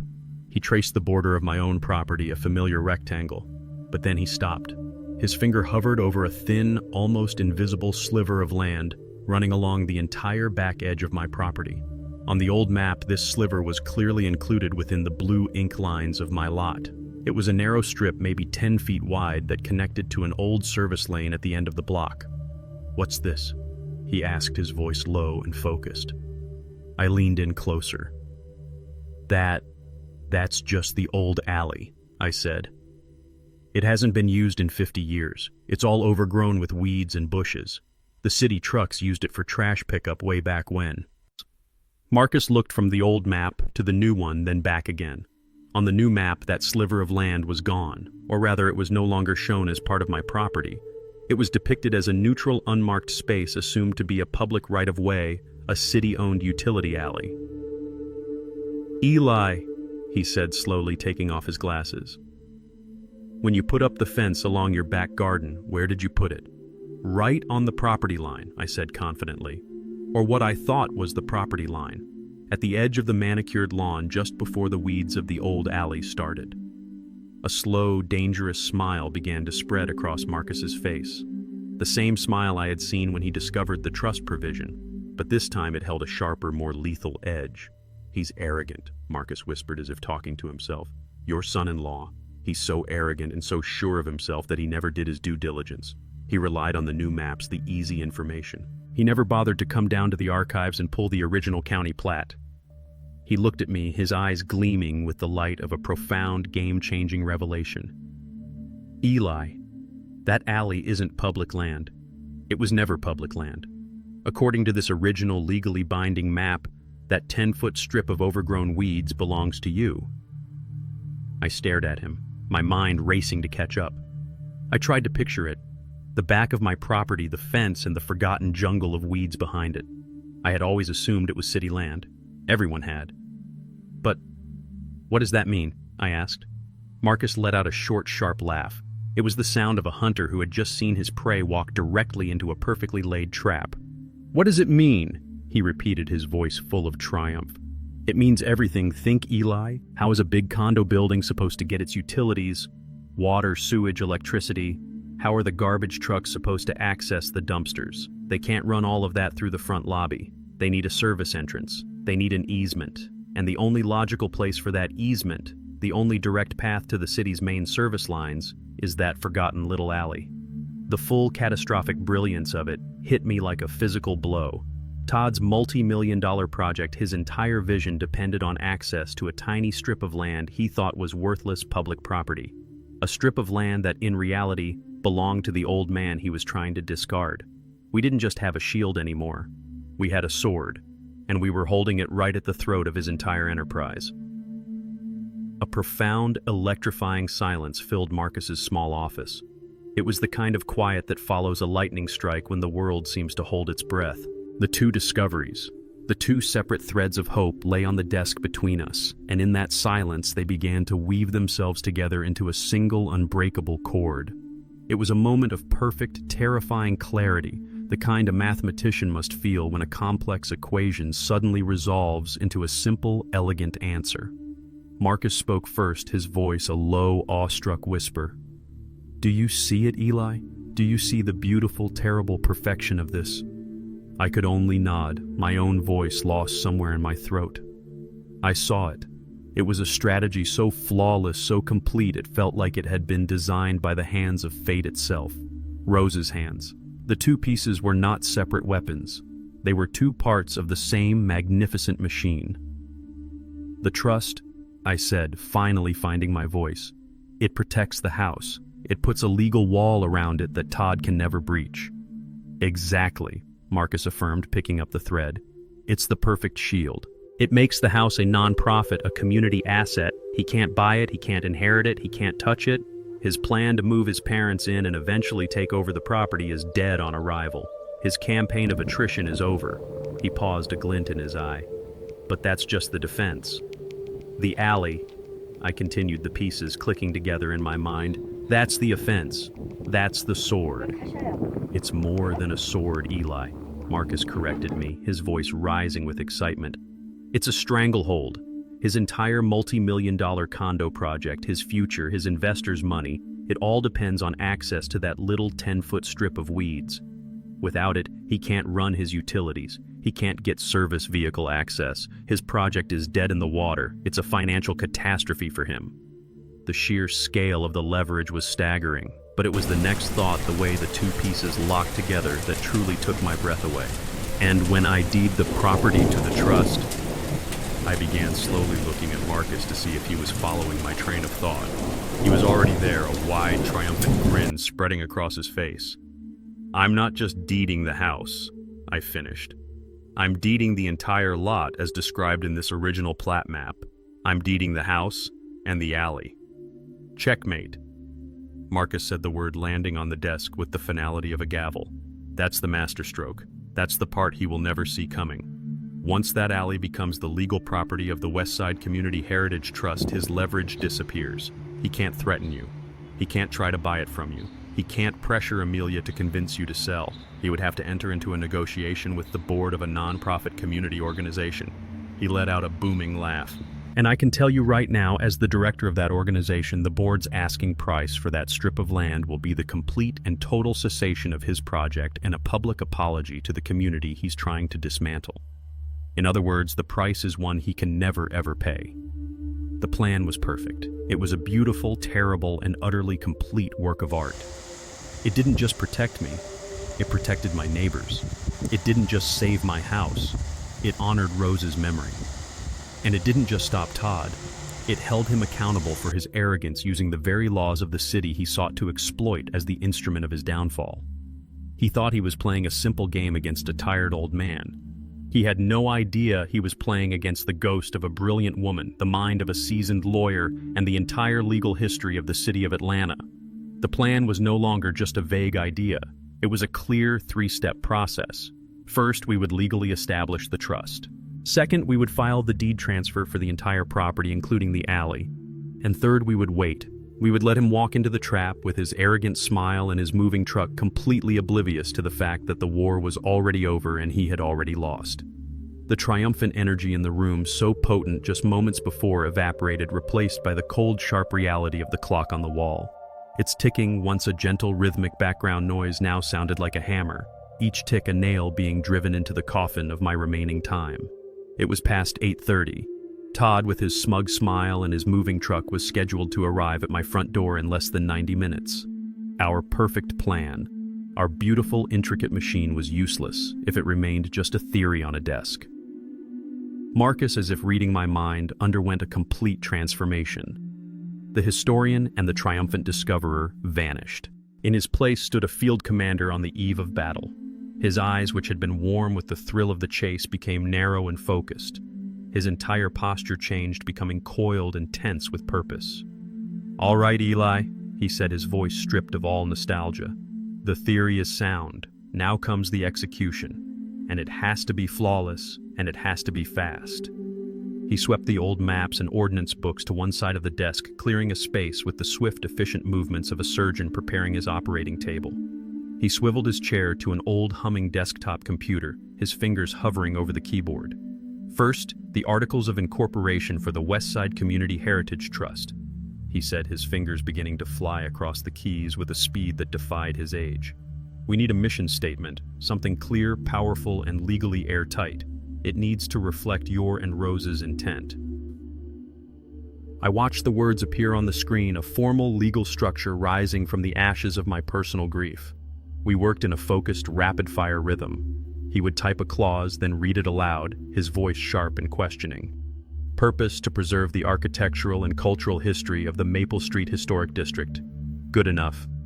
Yes, I'd reply, i.e., and to provide community-focused educational and recreational resources for its residents. Better, he'd say, and the clacking of the keys would resume. Every minute felt like an hour. Every tick of the clock was a drop of sweat on my brow.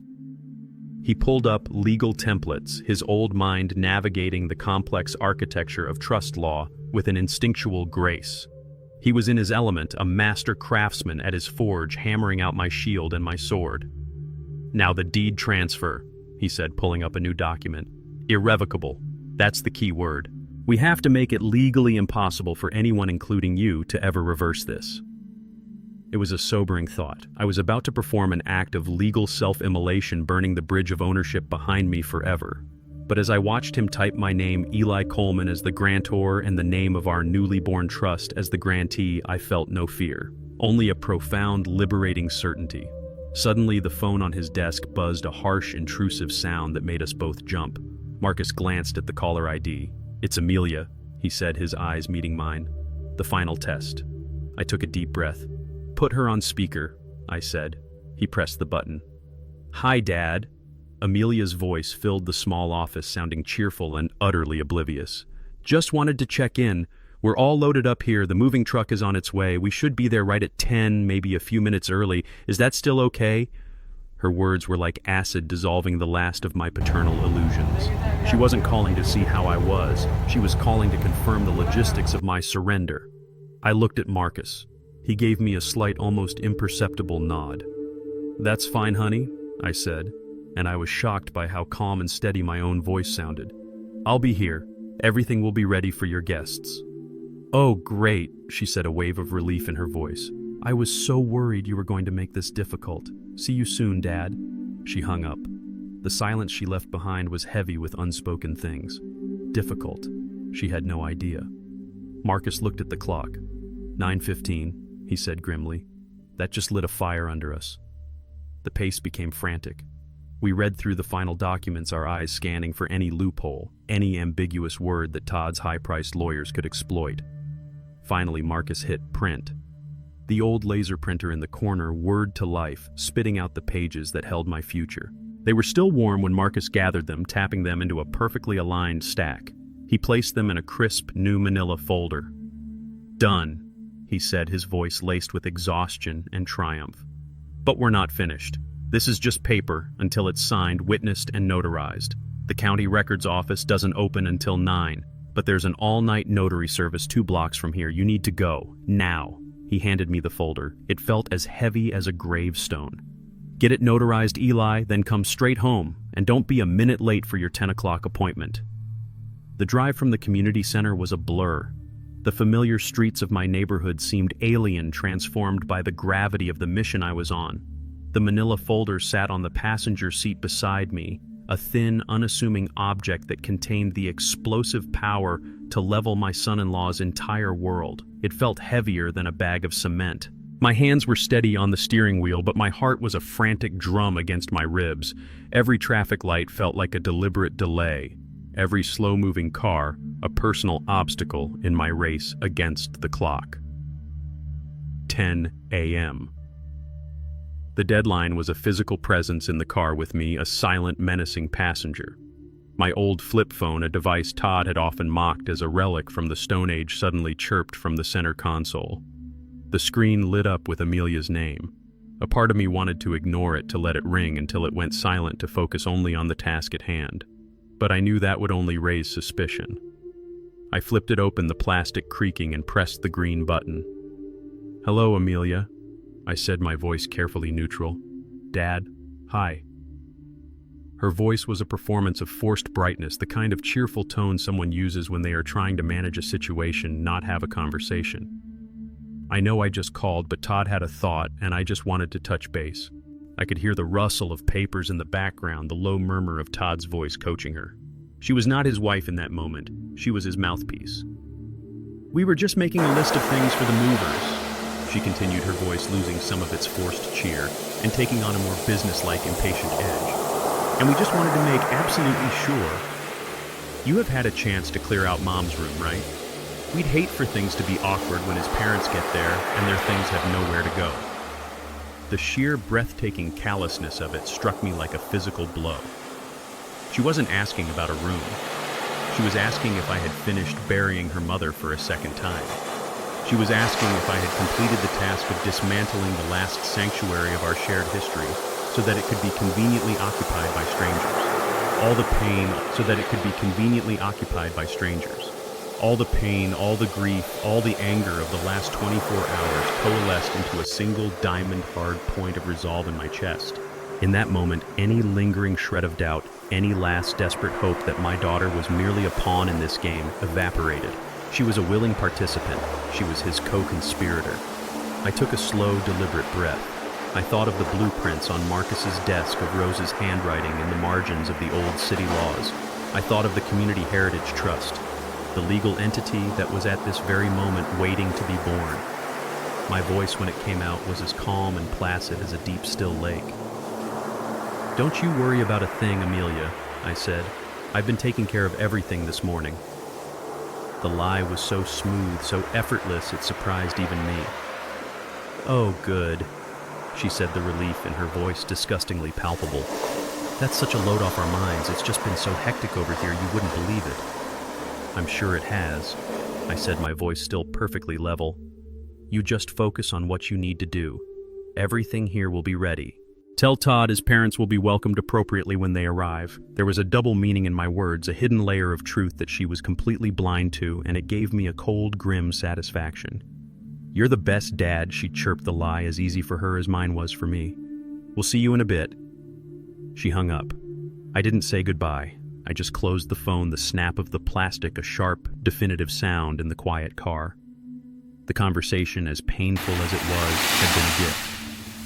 It had severed the last thread of filial sentiment that might have made me hesitate. The daughter I was trying to protect, the little girl who learned to play piano in my living room, no longer existed.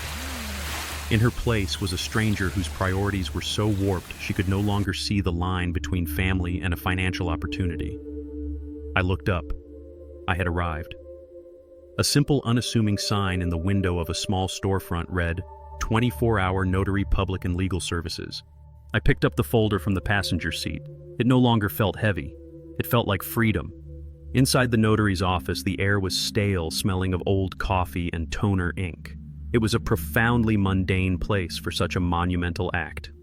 A tired-looking woman with glasses perched on the end of her nose glanced over the documents, her expression bored and impartial. She had no idea she was witnessing a declaration of war. She was just a functionary, a small but essential cog in the machine of the law. I signed my name where she indicated, my hand surprisingly steady. The signature was different from the one on the old deed. This was the signature of an old man, the lines a little shakier, but the intent behind it was harder than steel. She took the papers, pressed her official seal into the page with a satisfying percussive thud, and stamped it. The ink was a deep, definitive purple. It was done. The house was no longer mine. The trap was now legally, irrevocably set. As I drove away, the notarized documents secure in their folder, I imagined the conversation that was happening in Todd's expensive, leather-scented car. I could almost hear it, a phantom echo of the phone call I'd just had with my daughter. Amelia would have hung up and turned to Todd, a flicker of something, relief maybe, but also a sliver of confusion in her eyes. "He was fine," she would have said, almost as if she couldn't believe it herself. "He said everything is ready. He was so calm." And Todd, my son-in-law, would have smiled. Not a real smile, but that thin, self-satisfied smirk he wore when he believed he had outsmarted someone. "See, honey," he would have said, placing a condescending hand on her knee. "What did I tell you? He just needed a minute to process it. Old people can be stubborn, but they're not stupid. He knows he can't fight this. What's he going to do, hire a lawyer with his pension checks?" He would have laughed, a short, sharp bark devoid of any real humor. To Todd, the world was a simple equation of power and money, and in his mind I had neither. My calmness wasn't a warning sign to him. It was the white flag of surrender he had been expecting all along. But I knew my daughter. Beneath the layers of greed and the heavy influence of her husband, a sliver of the girl I raised still existed, and that sliver would be unsettled. "I don't know, Todd," I could hear her saying, her voice a little hesitant. "It just feels weird. He wasn't sad, he wasn't angry, he was just quiet. It was too easy. I expected him to yell to guilt-trip me, but there was nothing." That was the part that would bother her, my lack of emotion, my failure to play the role of the wounded victim she had cast me in. My calm demeanor robbed her of the moral high ground she had tried to construct, the one where she was the long-suffering daughter making a tough but necessary decision for a difficult old man. Todd would have immediately moved to smooth over her doubts, to repaint the picture in the colors he wanted her to see. "Honey, he's doing it for you," he would have said, his voice dropping into that tone of feigned sincerity he used so well. "He knows this is important for our future, for the grandkids. He's putting his feelings aside because he loves you. He's finally accepting the reality of the situation. He would frame my surrender not as his victory, but as my final act of fatherly devotion." It was a brilliant manipulative move, absolving her of her guilt and reinforcing his control at the same time, and she would have accepted it. She would have nodded, wanting to believe it, because the alternative, that her father was not a victim but a quiet, calculating adversary, was too terrifying to contemplate. They would have continued their drive, their confidence restored, their narrative secure. They were the reasonable, forward-thinking children managing the affairs of a quiet, compliant old man who had finally accepted his place in their new world order. They were driving to their victory celebration. They were on their way to claim their prize. They saw my calm as the quiet of a placid lake after a storm has passed. They had no idea it was the calm of the deep ocean just before the Leviathan rises from the depths. While I was getting my signature notarized, sealing my own fate and theirs, Marcus was engaged in a different, more intricate battle. He wasn't waiting for me to return. The moment I walked out of his office, he had picked up the phone. Marcus was a creature of the old world, a world of handshakes, personal connections, and favors owed and paid. In an age where Todd communicated through texts and emails, Marcus waged war through the telephone. His first call was to a woman named Cynthia, a deputy clerk at the county records office. He had known her for 30 years, had helped her son get into a summer program back when he was a troubled teenager. "Cynthia, my dear, it's Marcus Vance," he would have said, his voice a warm, familiar melody. I know it's been too long. How's that handsome boy of yours? A doctor now. You see, I always told you he was brilliant." He would have spent exactly 2 minutes on pleasantries, a masterclass in the art of the personal touch. Then his voice would have dropped, becoming serious, urgent. "Cynthia, I'm in a bit of a bind. I have a time-sensitive filing, an emergency incorporation for a new nonprofit, and an immediate deed transfer. It's for an old friend, a good man, being backed into a corner by some very bad people. I know the queue for new filings is a week long, but I need this to be registered today, this morning, before 10 a.m. There would have been a pause, the sound of Cynthia's hesitation, the rustle of protocol. She would have explained the rules, the procedures, the impossibility of what he was asking. And Marcus would have just listened patiently. Then he would have said, his voice low and full of an old shared history. "Cynthia, do you remember that developer who tried to seize your mother's house on Elm Street back in '98? This is the same breed of wolf, my dear, and we're the only thing standing between him and an old man's legacy. I wouldn't ask if it wasn't a matter of justice." He would have let that hang in the air. Justice.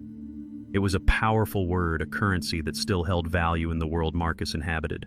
While I was driving back the notarized papers, a heavy weight on the seat beside me, Marcus was activating a network, a hidden web of old favors and long-standing relationships that crisscrossed the entire city government. His second call would have been to a man named David at the city planning department, the one department Todd would have assumed was in his pocket. "Dave, it's Marcus. Yeah, long time. Listen, I need you to do me a solid. Pull the original 1968 county plat for Block 12 Maple Street. No, not the digital one, the physical one from the archives. I have a suspicion someone has been playing fast and loose with the property lines on the new GIS maps. Yes, it involves that new condo development." The race was on. It was a battle fought not with shouts and threats, but with phone calls, with the quiet mobilization of decent people who still believed in doing the right thing. Marcus was a conductor orchestrating a symphony of bureaucratic defiance. He was asking the system, a system so often slow, impersonal, and frustrating, to move at the speed of a human crisis. He was asking it to have a conscience.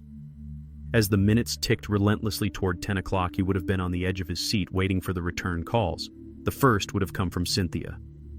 "Okay, Marcus," she would have said, her voice a conspiratorial whisper.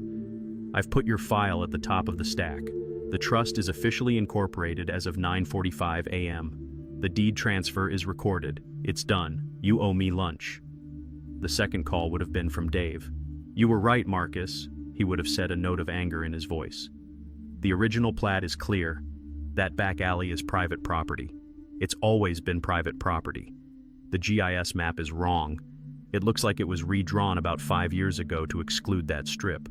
Someone with a lot of influence must have pushed that through." The final pieces of the puzzle were locked in place. The trust was real.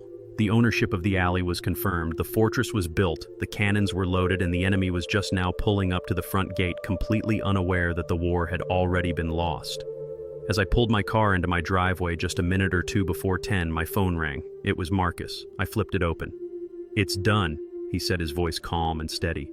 "The West Side Community Heritage Trust is now the legal and rightful owner of 127 Maple Street and all adjoining property. Welcome home, Mr. Coleman." The office of the notary was a small airless room that smelled faintly of burnt coffee and dust. It was the kind of anonymous, forgettable place where profound life changes are made official every day, witnessed by strangers who are paid to be impartial. The woman behind the desk was the physical embodiment of that impartiality. Her face was a mask of professional boredom, her movements efficient and devoid of any curiosity. To her, I was just another client, and the stack of papers that represented the culmination of my life's work was just another file to be processed before lunch. She took the folder from me, her painted nails tapping impatiently on the cover. She scanned the documents, her eyes flicking over the carefully crafted legalese that Marcus had woven together. She saw the words Grantor Eli Coleman and Grantee the West Side Community Heritage Trust. She saw the legal description of the property, the cold, technical language that reduced my home to a set of coordinates on a map. She saw none of the history, none of the heart, none of the sacrifice. She saw only the lines that needed to be signed. She slid the final signature page across the desk and pushed a cheap plastic ballpoint pen towards me. "Sign here and here," she said, her voice flat, "and print your name here." I picked up the pen. It felt flimsy and insignificant in my hand. A pathetic instrument for such a monumental act. My eyes fell on the empty line next to my typed name. I thought of the last time I had signed a document this important. It was the original deed 40 years ago. I had signed it with a fountain pen, a gift from my father, and Rose had signed her name right next to mine, her beautiful looping script a perfect complement to my own blocky letters. That had been an act of creation, a signature of beginning, of possession of a future we were about to build together. This signature was the opposite. It was an act of release, of letting go, of ending my own story as the owner of 127 Maple Street. My hand did not tremble. The man who had sat in the dark the night before, consumed by grief and a sense of powerless rage, was gone. In his place was a man who knew his purpose with absolute clarity. This was not a surrender. It was a strategic masterstroke. I was not losing my home. I was making it immortal. I was placing it beyond the reach of greed, beyond the grasp of my own family, and enshrining it as a testament to the community Rose and I had loved. I was not being erased. I was being preserved. With a steady hand, I signed my name. The ink flowed onto the page, a dark, definitive line. It was the signature of a 75-year-old man, the letters not as strong or as fluid as they once were, but the intent behind them was more powerful than any signature I had ever made. I printed my name in the block letters as instructed. I pushed the paper back across the desk. I felt a pang, a sharp, sudden sense of loss that was almost physical. It was the feeling of a ship captain willingly cutting the rope to his own anchor, setting his vessel free on a vast, unknown sea. I was no longer the owner. The title was no longer mine. The house I had built with my own two hands no longer belonged to me. The notary glanced at the signature, gave a curt nod, and then reached for her stamp. She positioned it over the page, and with a heavy, percussive thud that seemed to echo in the small, quiet room, she pressed down. She lifted it, leaving a circle of crisp purple ink, an official seal that rendered the act final and irreversible. It was done. The trust was born. The property was transferred. The war, for all intents and purposes, was over. She gathered the papers, made a copy for me, and slid it into an envelope. "You're all set," she said, her voice already turned to the next client, the next file. I paid her the small fee, my hand moving as if in a dream. I took the envelope and walked out of the office back into the bright morning sun. I did not feel like a man who had just given away his most valuable possession. I felt lighter. The crushing weight of ownership of defending a legacy was gone. It had been replaced by a different, stronger feeling. I was no longer the owner of my home. I was its protector. And I was ready for the battle to begin. I arrived back at my house with 10 minutes to spare. The key felt different in my hand as I unlocked the front door. It no longer felt like the key to my kingdom, but the key to a fortress I had been entrusted to guard. The house itself felt different. The air was the same, the furniture was in the same place, but the ownership, the very soul of its legal identity, had been fundamentally altered. I was now a guest here, a custodian. The thought did not bring me sadness. It brought me a profound sense of peace. I had traded the burden of ownership for the honor of stewardship. I had just enough time to pour myself a glass of water and stand in the living room gathering my thoughts when I saw Marcus's old reliable sedan pull into the driveway. He got out not with the frantic energy of our morning meeting, but with a calm, deliberate gravitas. He carried a thin, elegant briefcase, a stark contrast to the bulging, chaotic one I had brought to him. His was the briefcase of an executioner, not an investigator. He let himself in without knocking, and we met in the center of the room, two old generals reviewing the final battle plan. He didn't waste a word on pleasantries. He opened his briefcase on the dining room table and laid out its contents. It was a small, neat stack of papers. They were printed on crisp, heavy bond paper, the kind that feels important in your hands. At the top of the first page was a beautifully designed letterhead that read, "The West Side Community Heritage Trust." Seeing the name in print, official and real, sent a shiver of pride down my spine. We had created something that would outlive us both. 2 envelopes. Marcus said, his voice low and precise, like a surgeon outlining a procedure. 2 distinct messages. He handed me the first set of documents. It was a letter 2 pages long. "This is the welcome note," he said, a grim smile playing on his lips. "It's for Gary and Brenda Miller. It's polite, professional, and absolutely devastating." I read the first paragraph. It began, "On behalf of the Board of Directors, I would like to formally welcome you to the neighborhood. We understand you are seeking long-term accommodation, and as the new owners and administrators of the property at 127 Maple Street, we are pleased to provide you with the enclosed application for tenancy should you wish to be considered." It was a masterpiece of legal cruelty cloaked in the language of bureaucratic politeness. It went on to explain the mission of the trust, the property's new designation as a community resource, and the formal application process, which included a background check and financial review. It never once mentioned Todd or Amelia. It treated the Millers as just another pair of prospective tenants. It was a document designed to induce a state of pure, bewildered shock. Then Marcus handed me the second set of papers and a different, more ominous-looking legal-sized envelope. "This one," he said, his voice turning cold, "is for your son-in-law. This one has no pretense of welcome." It was a packet of pure, unadulterated legal force. The top page was a formal cease and desist letter ordering Todd's company to immediately halt any and all preparatory work that involved trespassing on the trust's newly acquired property, specifically the 10-foot service alley. Behind it was a copy of the notarized, officially registered deed clearly showing the trust as the new owner, and behind that was a copy of the original 1968 county plat map with the service alley highlighted in a thick, unmissable yellow. It was a legal checkmate, a declaration that not only was the castle protected, but his entire supply line had been cut.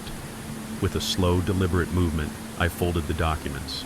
First, the welcome letter for the Millers. I slid it into a simple white business envelope, then the legal packet for Todd.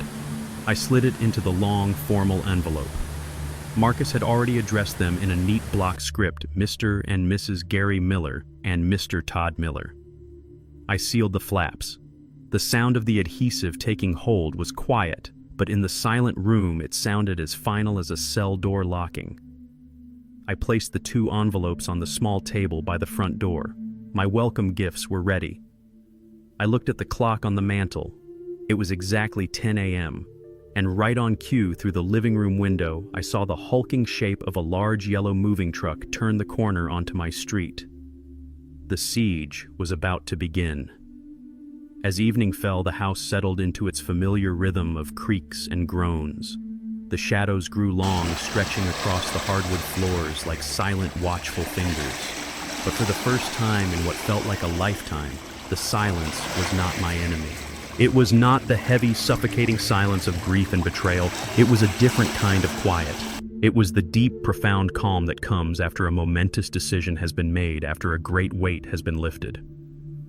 I sat in my armchair, the one I had sat in every evening for 40 years, and I did not feel like a man who had just lost his home. I felt like a man who had finally come home to himself.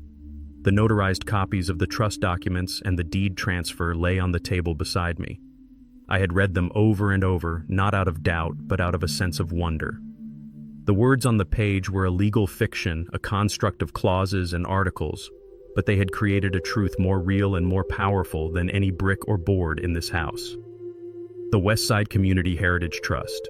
It had a good, solid sound to it. It sounded like something that would last. It sounded like Rose.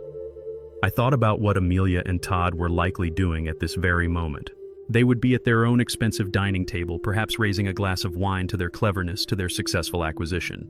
They would be discussing logistics, finalizing the placement of their parents' furniture, debating which of my possessions should be the first to go to the donation bin. They would be brimming with the giddy, self-satisfied energy of people who believe they have won. There was no anger in the thought, no bitterness, only a deep, quiet, and profound pity. They were celebrating the capture of an empty castle. They were fighting over a treasure chest whose contents I had already spirited away to a place they could never reach. They were so busy measuring their victory in square footage and property values that they had become completely blind to the things that have real enduring weight. My eyes drifted to the piano.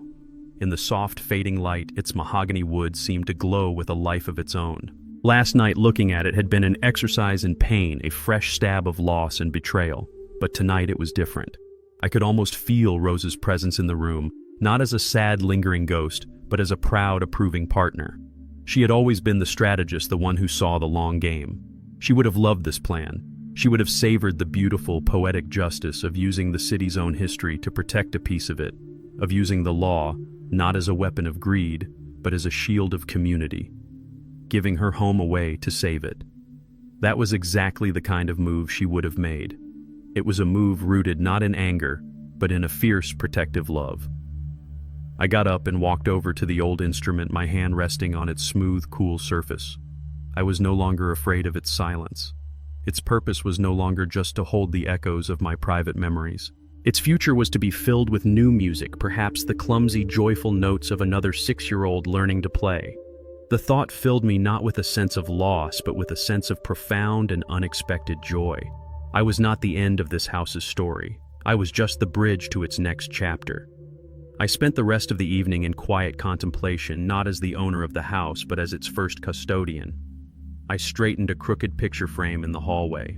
I watered Rose's old fern, its green fronds, a stubborn splash of life in the quiet room. I made myself a simple supper of toast and tea and ate it at the kitchen table, the same table where I had received Todd's declaration of war less than 24 hours ago.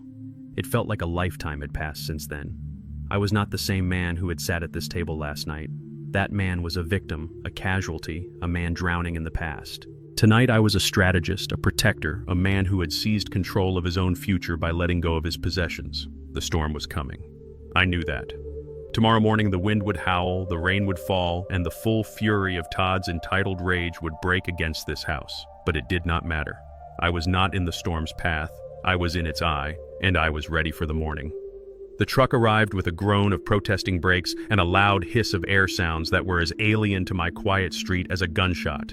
It was enormous, a hulking yellow beast of a machine that blocked out the morning sun, casting a long, ominous shadow over my front lawn and the small garden Rose had so carefully tended. It parked directly in front of the walkway, its sheer size an act of arrogant dominance. It didn't just arrive, it occupied. It conquered. I stood by the living room window, partially concealed by the thin lace curtains, and watched the next phase of the invasion begin. A sleek, black luxury SUV, the kind that costs more than I made in 5 years of honest work, pulled up behind the truck. The driver's side door opened and Todd emerged. He didn't just get out of the car, he made an entrance. He He adjusted the cuffs of his expensive-looking polo shirt, put on a pair of dark sunglasses that hid his eyes but not his intentions, and surveyed the scene. His lips were curled into that thin, self-satisfied smirk I had come to despise. It was the smirk of a man who had just closed a particularly profitable deal, the smirk of a predator who had successfully cornered his prey. He looked at my house, his head tilted back, not with the affection of a son-in-law looking at his family's home, but with the cold, appraising eye of a developer sizing up a property for demolition. He was a king surveying his newly conquered territory. The passenger doors of the SUV opened and his parents Gary and Brenda Miller stepped out. They were a perfectly matched set, both dressed in crisp beige linen, looking as if they were arriving for a garden party, not a move. Brenda's face was a carefully constructed mask of polite disdain. She looked at my house, her eyes scanning the simple wooden porch, the slightly faded paint on the window frames, and her lips tightened into a thin, disapproving line. She was not seeing a home filled with a lifetime of love. She was seeing a fixer-upper, a project that would require significant investment to bring it up to her standards. Gary was more overt. He clapped his hands together, a broad proprietary smile on his face. "Well, look at that," I could almost hear him saying. "It's got good bones." He looked at the old oak tree in my yard, not as a living thing, a silent witness to 40 years of my life, but as a mature landscape feature that would add to the property value. They were not looking at my home. They were conducting an inventory of their new asset. My daughter Amelia was the last to get out. She emerged from the back seat and she wouldn't look at the house. Her eyes were fixed on the ground, on her phone, on anything but the front door where her father was standing watching. She wore her guilt like a heavy, ill-fitting coat. She was a ghost at her own crime scene, her presence a silent, unwilling confession of her betrayal. Two burly men in matching uniforms got out of the moving truck and walked over to Todd, who started gesturing towards the house, pointing at windows, outlining his plan of attack. He was the general directing his troops. I watched all of this not with the hot rage of yesterday, but with a strange, almost detached sense of calm. It was like watching a play, a well-rehearsed tragedy where I was the only one in the theater who knew the final shocking twist. They were all playing their parts so perfectly, so predictably. The arrogant son, the dismissive in-laws, the guilt-ridden daughter. They were so consumed by their own narrative of victory that they were completely blind to the reality of the situation. They saw an old man, a quiet house, and an easy conquest. They had no idea they were walking with their eyes wide open into a perfectly constructed legal ambush. I stepped back from the window, my heart a slow, steady drum in my chest. I walked to the small table by the front door and looked down at the two envelopes I had placed there. My welcome gifts. They looked so small, so harmless, just 2 pieces of paper. But I knew the truth. They were not paper, they were dynamite, and the fuse was about to be lit. I heard their footsteps on the porch, the sound of Todd's confident stride, the hesitant shuffle of Amelia's feet. I heard Todd's voice, loud and cheerful. "All right, let's get this show on the road." I heard the sound of the doorknob turning. The storm had arrived. The doorbell rang. It was a sharp, cheerful 2-note chime, a sound that had announced the arrival of friends of neighbors with borrowed lawnmowers of trick-or-treaters on Halloween night for 40 years. Today it sounded like a summons, the beginning of the end or the end of the beginning. I took one last deep breath, the air in the house feeling uniquely my own for the final time. I walked to the door, my footsteps steady on the floorboards I knew so well. I turned the cold brass knob and pulled the door open. They stood on my porch, a tableau of conquest. Todd was in the lead, his sunglasses pushed up on his head, that predatory smirk already in place. Behind him, his parents stood side by side, their expressions a mixture of impatience and entitlement. And behind them all, lagging a few steps, was Amelia. Her face was pale, her eyes fixed on the welcome mat at her feet as if she might find the answers to all her bad decisions written there in the woven fibers. She looked like a prisoner being led to her sentencing. Todd clapped his hands together, a loud, jarring sound that broke the morning quiet. "There he is," he boomed as if I were a long-lost friend and not a man he was actively displacing. He strode forward, crossing the threshold of my home without an invitation, and did something that made my blood run cold. He clapped me on the shoulder, a gesture of forced, patronizing familiarity. It wasn't a friendly gesture. It was a gesture of ownership, the way a farmer might pat the flank of a prized bull he had just purchased at auction. "Welcome, Dad." He said the irony so thick it was almost suffocating. He was welcoming me to my own home. He stepped past me, his expensive cologne and invasive chemical scent in the familiar air of my house. He gestured around the living room with a grand sweeping motion. "See, Dad," he said, his voice full of a false hearty enthusiasm. "What did I tell you? It'll be cozy. A full house again. It'll be good for you." Cozy, the word was a desecration. Cozy was the feeling of Rose asleep beside me in the quiet of the night. Cozy was the warmth of the fireplace while Amelia did her homework at the kitchen table. Cozy was the feeling of safety and love and belonging that these people had systematically dismantled. To Todd, cozy meant managed, contained, and under his control. I said nothing. I just looked at him, my face a carefully constructed mask of neutral politeness. My silence seemed to unnerve him for a fraction of a second. He was expecting a reaction, anger, sadness, a plea, something to push against, to manage. My calm was a blank wall he couldn't find a foothold on. He quickly recovered, turning his attention to his parents. "Come on in, Mom, Dad. Let's show you your new room."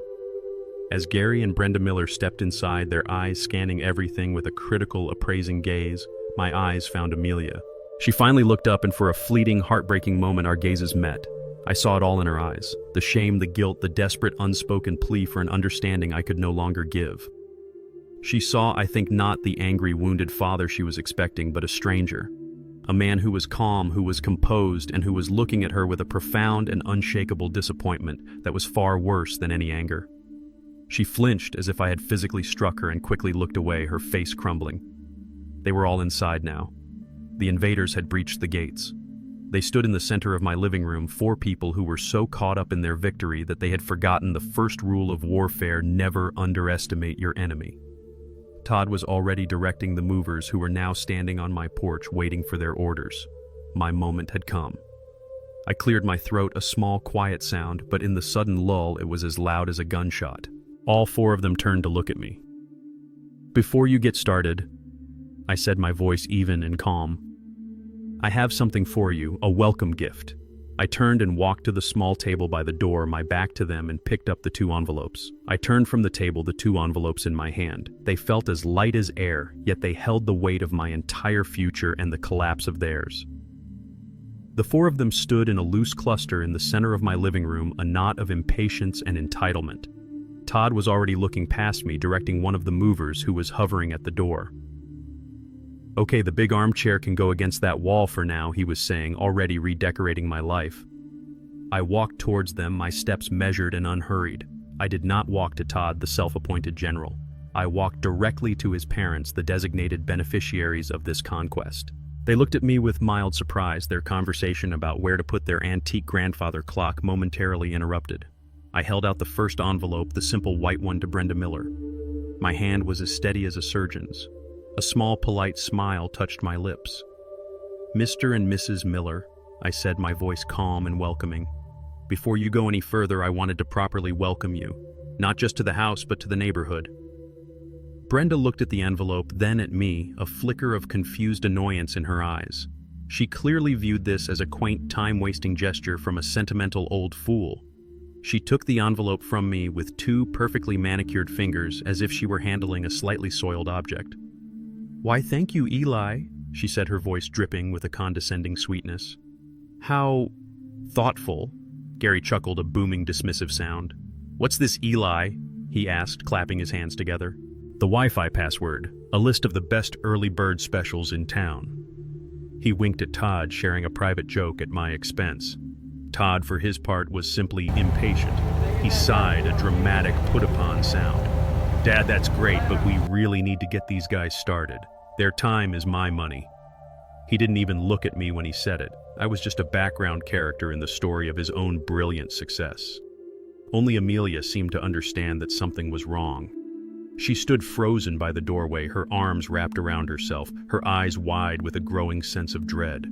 She knew me, and she knew that this quiet, polite version of her father was a far more dangerous man than the one who might have been shouting.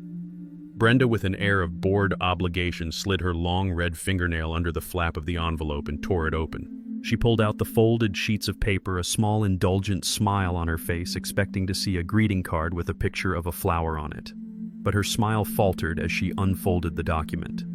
She saw not a greeting card, but a formal letter printed on heavy, official-looking paper. Her eyes scanned the top of the page, and the indulgent smile was instantly wiped from her face, replaced by a mask of pure, uncomprehending confusion. I knew what she was seeing. The elegant, unfamiliar letterhead, the West Side Community Heritage Trust. "What is this?" she murmured, her voice losing its sugary coating. Gary leaned over her shoulder, his own jovial expression evaporating as he read the first line. "On behalf of the Board of Directors, I would like to formally welcome you." His face, ruddy and full of life just moments before, began to pale. He snatched the letter from her hand, his eyes scanning the page with frantic, disbelieving speed. "Application for tenancy," he read aloud, his voice a hoarse whisper. "What in the hell is this, Eli? Is this some kind of sick joke?" His voice was loud, accusatory, but it was laced with the first unmistakable tremor of panic. The trap had been sprung, and the bait had been taken. Gary's booming laugh echoed in the living room, a sound of pure, unadulterated arrogance. "A sick joke, Eli. What have you been up to, you old rascal?" He was trying to frame it as a prank, a final feeble protest from a defeated old man. But his eyes betrayed him. They were wide with a confusion that was rapidly curdling into fear. The words on the page didn't align with the world as he knew it. Brenda snatched the letter back from him, her own face a mask of pinched, indignant fury. "This isn't funny, Eli," she snapped, her voice sharp and brittle.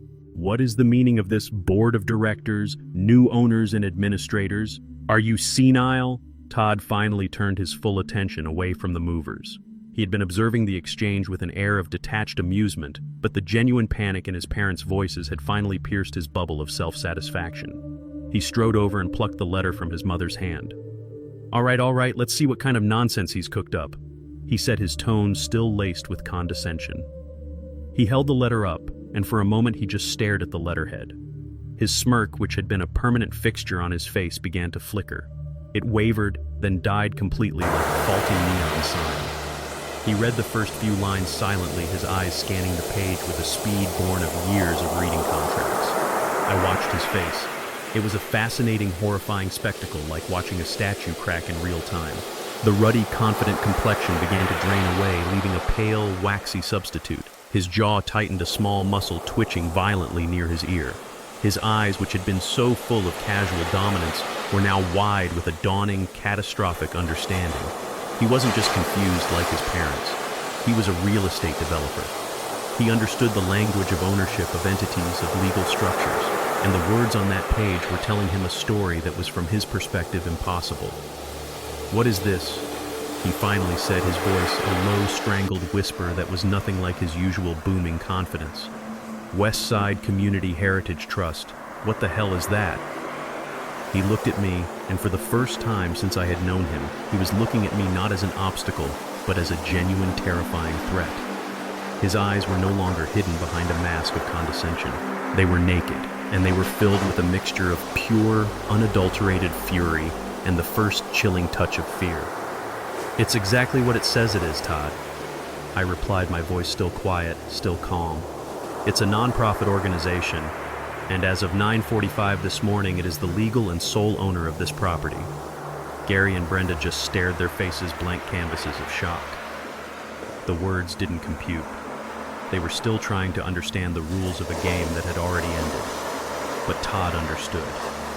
Oh, he understood perfectly. His eyes flickered down the page, and I saw the exact moment he read the full name of the trust. I had asked Marcus to put it in the second paragraph. "The Coleman Rose Heritage Trust is dedicated to the preservation of..." I saw his eyes snag on that name. Coleman Rose. My name and my dead wife's name joined together into a legal entity, a shield he could not break. It was a personal blow, a message sent from beyond the grave, and it hit him with the force of a physical impact. His face, which had been pale, now went completely white. It was the color of bone. He looked as if he had seen a ghost. In a way, he had. He had come here to evict a memory, and instead that memory had risen up and evicted him from the future. "You can't do this," he hissed, the words barely audible, squeezed from a throat tight with rage. "This is my house, my inheritance." "No, Todd," I said, my voice gentle but firm. "It was never your house. It was my home, and now it belongs to the community. But please," I added, gesturing to the movers who were still standing awkwardly on the porch, "don't let me keep you. I believe your parents were expecting to move in." The cruel, polite hospitality of the words seemed to break the spell. Brenda let out a small, strangled gasp. Gary just stood there, his mouth slightly open, looking from the letter to my face and back again, his mind utterly broken by the impossible reality he was facing. And Amelia, my daughter, just leaned against the doorframe, her face as white as her husband's tears finally beginning to stream silently down her cheeks. The welcome was complete. Todd, his face a mask of white-hot fury, finally found his voice. It was no longer the smooth, confident baritone of a man in charge, but a raw, ragged hiss. "Joke! You think this is a joke?" He crumpled the letter in his fist, the paper crackling in the stunned silence of the room. "You can't just invent some fake trust and pretend you've given away my house. That's not how the world works." "On the contrary, Todd," I said, my voice remaining level, a calm anchor in his storm of rage. "That is exactly how the world works. It's called contract law. It's called property law. You of all people should know that." I turned my gaze back to his parents, who were still staring at the mangled letter in their son's hand, as if it were a venomous snake. "Perhaps you should read the letter more carefully, Mr. Miller," I suggested to Gary. "It's all quite straightforward." The letter, as Marcus had so brilliantly designed it, was a masterpiece of polite bureaucratic language that delivered a series of devastating blows. It began with a simple, cordial welcome, the kind one might find in a brochure for a retirement community. It introduced the Coleman Rose Heritage Trust and identified it as the new legal administrator and title holder of the property effective as of that very morning. It explained in a brief and uplifting paragraph the Trust's mission to preserve the historical character of the community and to provide a space for educational and cultural enrichment for its residents. Every word was a subtle, carefully placed barb, a quiet celebration of the very values of community and history that Todd's entire business model was designed to destroy. The next section was the masterstroke, the part designed to dismantle their sense of entitlement brick by brick. It was titled Application Process for Prospective Residents. It explained that while the trust was not actively seeking tenants at this time, it was legally obligated to consider any serious application. It laid out the non-negotiable requirements for any individual wishing to reside on the property. First, a formal application, a copy of which was helpfully attached, had to be submitted to the Trust's Board of Directors for review. The letter noted that the review process could take up to 60 days. Second, prospective residents were required to submit to a full financial review, including 3 years of tax returns to ensure their ability to meet the community contribution fee, which would be set by the board.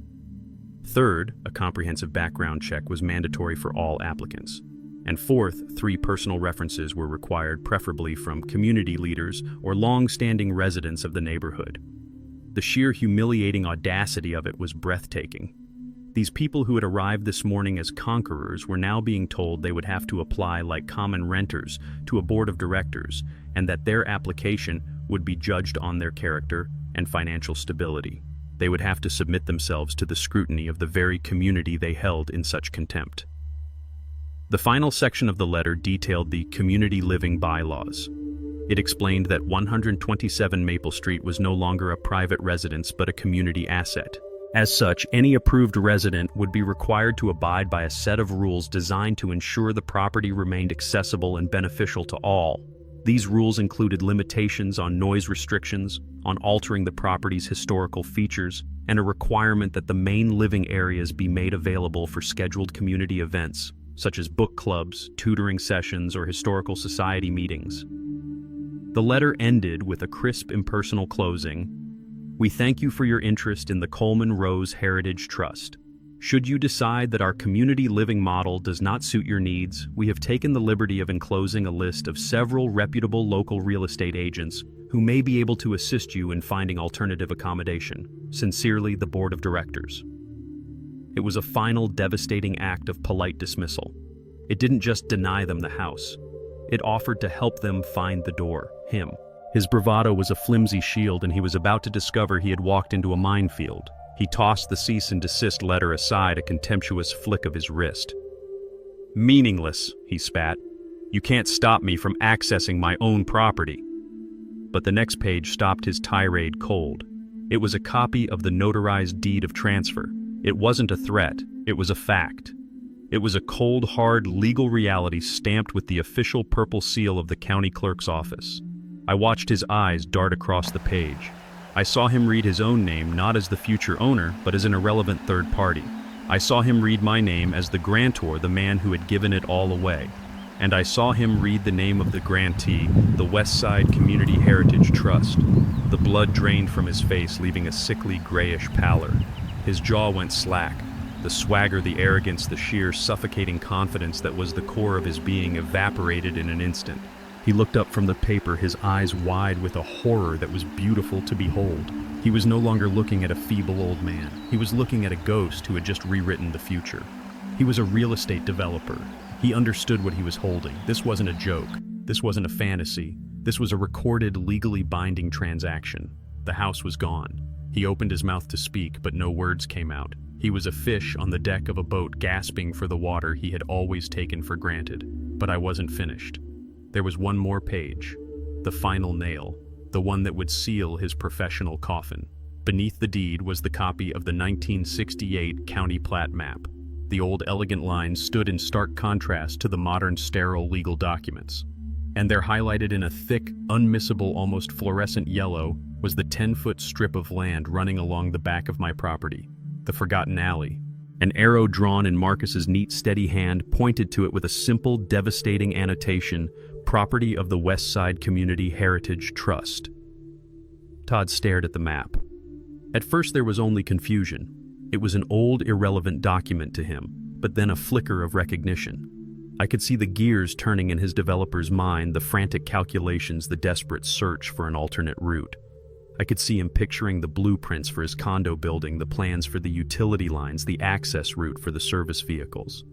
And I could see the precise, catastrophic moment that the two images, the old map and his new project, collided in his brain. The alley, his entire project, his investors' money, his reputation, it all depended on that little strip of yellow. A strip of land he now knew he could never have.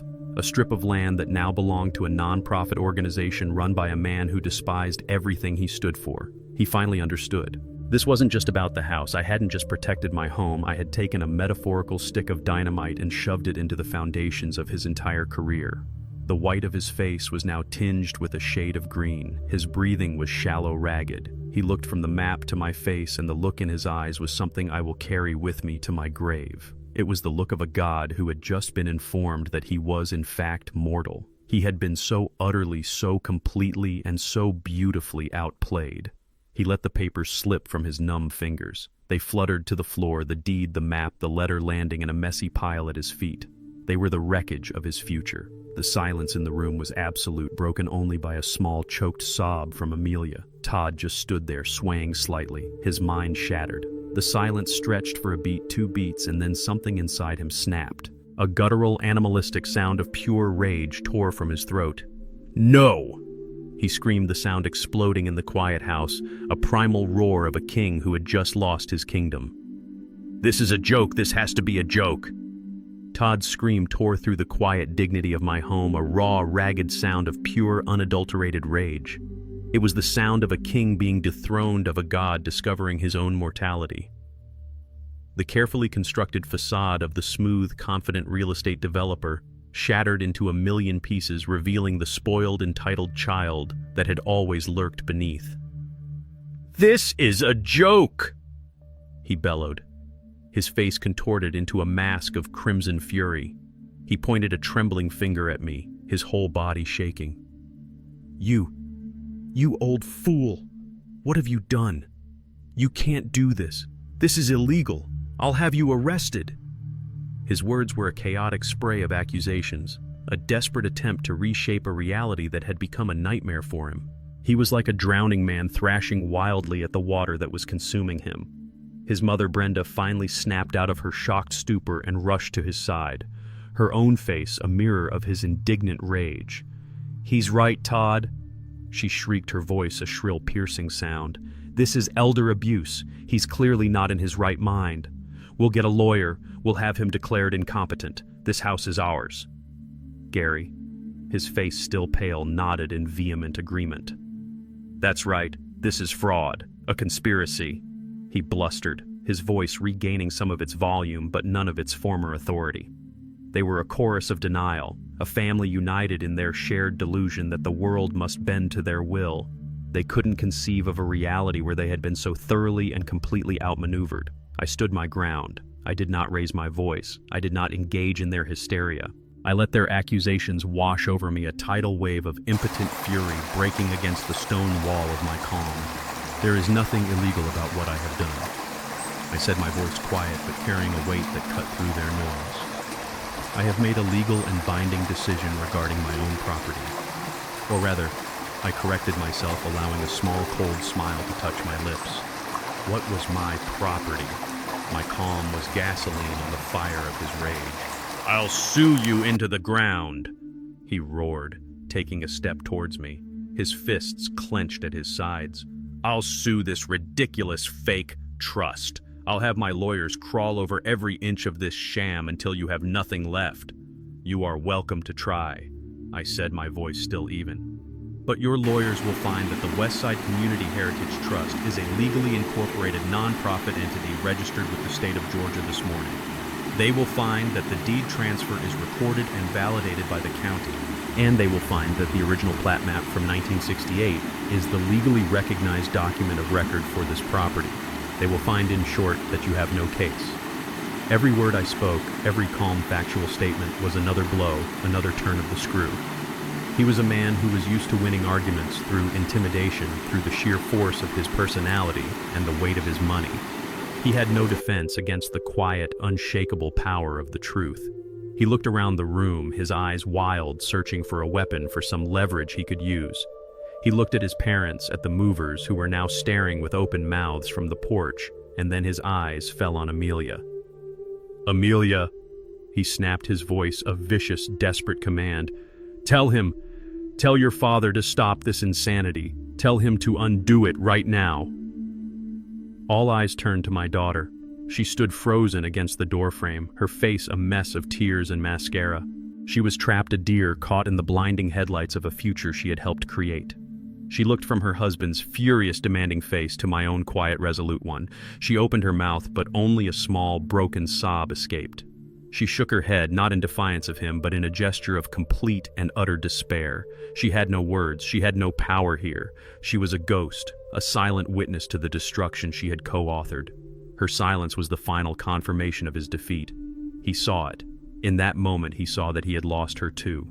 The rage in his eyes flickered, replaced for a fraction of a second by a look of pure animal panic. He had lost everything. The house, the deal, his wife's unquestioning loyalty. It was all gone. And it had all been taken from him by the one man in the world he had never for 1 second considered a threat. Just as Todd's rage reached a fever pitch, a new voice, calm and steady as a riverstone, cut through the chaos. "Everything is perfectly legal, Mr. Miller." The voice came from the doorway to the kitchen, a place they had all forgotten in their hysteria. And standing there was Marcus Vance. He hadn't been there a moment ago. It was as if the sheer force of their injustice had summoned him into existence. He was not an imposing figure. He was an old man just like me, dressed in a simple cardigan and slacks. But he carried himself with an unshakable, quiet authority that immediately sucked the oxygen out of Todd's firestorm. In his hand, he held a worn, leather-bound legal file, and he held it with the casual confidence of a master swordsman holding his blade. Todd, momentarily stunned by the sudden appearance of a stranger, spun around to face him. His face was still contorted with rage. "And who the hell are you?" he snarled, immediately dismissing Marcus as another irrelevant old man, an insignificant detail in his grand drama. "My name is Marcus Vance," he said, his voice calm and even. He took a slow, deliberate step into the living room. He did not look intimidated. He looked like a librarian who had come to quiet a group of unruly children. "I am the director of the Westside Community Center. I am also the chairman of the board for the newly incorporated Coleman Rose Heritage Trust. And," he added, his eyes locking with Todd's, "I am Mr. Coleman's legal counsel." The words legal counsel hung in the air, heavy and cold. Todd actually recoiled, as if the words themselves were a physical blow. He had been operating on the assumption that I was alone, that I was an isolated old man with no resources. The appearance of a calm, articulate lawyer in a cardigan was a variable he had not accounted for, and it threw his entire tirade off balance. "This is a sham," Todd blustered, trying to regain his footing. You can't just invent a trust overnight. This is fraud. I'll have you both disbarred." Marcus didn't even blink. He walked over to his dining room table and opened his file. "On the contrary, Mr. Miller," he said, his voice as patient as a professor's, "everything has been handled with meticulous attention to the law." He began to lay out documents on the table. Not copies, but the original primary source documents, each one a nail in the coffin of Todd's future. "This," he said, placing the Articles of Incorporation on the table, "is the Certificate of Incorporation for the Trust filed with and approved by the Secretary of State for Georgia. You'll note the official seal." He then laid down the notarized deed of transfer. "This is the legally recorded deed filed with the county clerk's office this morning, transferring full and irrevocable title of this property to the trust. You'll note the timestamp." Finally, he unrolled the original heavy paper of the 1968 county plat map, its faded blue lines a stark contrast to the modern legal forms. "And this," he said, his finger tapping the highlighted alley, "is the official plat map of record for this block, confirming that the service alley behind this property is and always has been private land belonging to this lot." He looked up from the documents, his gaze pinning Todd to the spot. "Your own due diligence should have revealed that last fact, Mr. Miller. It's a rather catastrophic oversight for a developer of your supposed caliber. The insult was delivered with the precision of a surgeon's scalpel. It wasn't just an attack, it was a professional execution." Todd stared at the documents on the table. The official seals, the timestamps, the original undeniable map. It was an irrefutable wall of fact. His fury, which had been so loud and explosive, finally burned out, leaving nothing but the cold gray ash of defeat. His shoulders slumped. The fight went out of his eyes, replaced by a hollow, empty look. He had been beaten not by shouting, not by threats, but by quiet competence, by diligent research, and by the ghost of an old law he had been too arrogant to even look for. He was a bully who had just run into a man he couldn't intimidate, armed with a truth he couldn't deny. Marcus straightened the papers into a neat pile. "So you see," he concluded, his voice soft but final, "Mr. Coleman has not done anything illegal. He has simply exercised his rights. Everything is in order, and there is absolutely nothing you can do about it." Marcus did not raise his voice. He didn't have to. His authority was not in his volume, but in his absolute command of the facts. He addressed Todd, but he spoke for the benefit of everyone in the room, laying out the architecture of their defeat with the calm, methodical precision of a master builder. "Let's be perfectly clear, Mr. Miller, so there are no further misunderstandings." He began, his voice patient, as if explaining a simple concept to a difficult child. "First, regarding the trust, it is not a sham. The Coleman Rose Heritage Trust is a legally recognized 501c3 nonprofit organization incorporated under the laws of the state of Georgia. Its articles of incorporation were filed and approved this morning. It has a board of directors, a state admission, and a legal standing that is, I assure you, impeccable."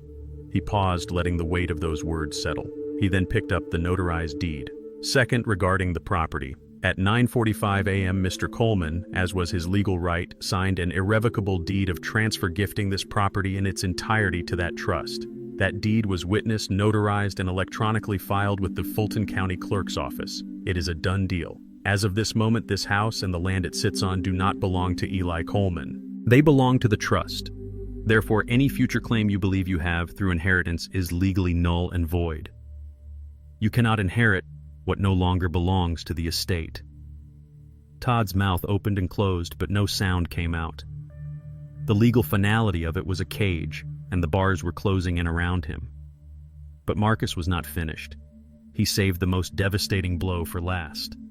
He gestured to the old yellowed map. "And finally," he said, his voice dropping slightly, becoming even more precise, "there is the matter of the service alley. I know you are aware of it, Mr. Miller. Your own site plans for the condominium project rely on using that alley for utility access and service vehicle entry. Your entire project, in fact, is not viable without it." He looked Todd directly in the eye. "Your catastrophic error was in assuming that alley was public land. It is not. As this original legally binding plat map from 1968 confirms, that 10-foot strip of land is and always has been part of this private lot, which means that as of 9:45 a.m. this morning, that alley also belongs to the trust. The final piece clicked into place. I watched the full, horrifying scope of the disaster dawn on Todd's face. It was like watching a building be demolished in slow motion, not with a wrecking ball, but from the inside out. He had not just lost a house he intended to flip, he had lost the key that unlocked his entire multi-million-dollar project. The furious red of his face drained away, leaving a clammy gray pallor. His eyes, which had been blazing with fury, became unfocused. They were the eyes of a man doing a frantic, impossible calculation in his head. He was adding up the cost of the land, the investor's capital, the penalty clauses in his contracts, the bank loans, and arriving at a sum that spelled absolute ruin. He had built a house of cards on a foundation of arrogance and greed, and Marcus had just calmly, legally, and completely pulled the bottom card out. He understood now that he couldn't bully a non-profit organization. He couldn't pressure a board of directors whose stated mission was the exact opposite of his own. He was trapped. The house was gone. The alley was gone. The project was dead. The money was gone. Gary's blustering face had gone slack with the dawning horror of his own financial entanglement in his son's failure. Brenda's hand was at her throat, her face a mask of disbelief. And Todd just stood there, a hollowed-out man, the ghost of the Titan he had believed himself to be just 10 minutes ago. He was finally utterly and blessedly silent. Amidst the wreckage of her husband's ambition, Amelia remained a statue of silent grief. She stood pressed against the doorframe as if it were the only thing holding her upright, her arms wrapped tightly around her waist in a desperate, futile attempt to hold herself together. Her face stained with silent tears was a canvas of dawning horror. She was not just watching a real estate deal go bad.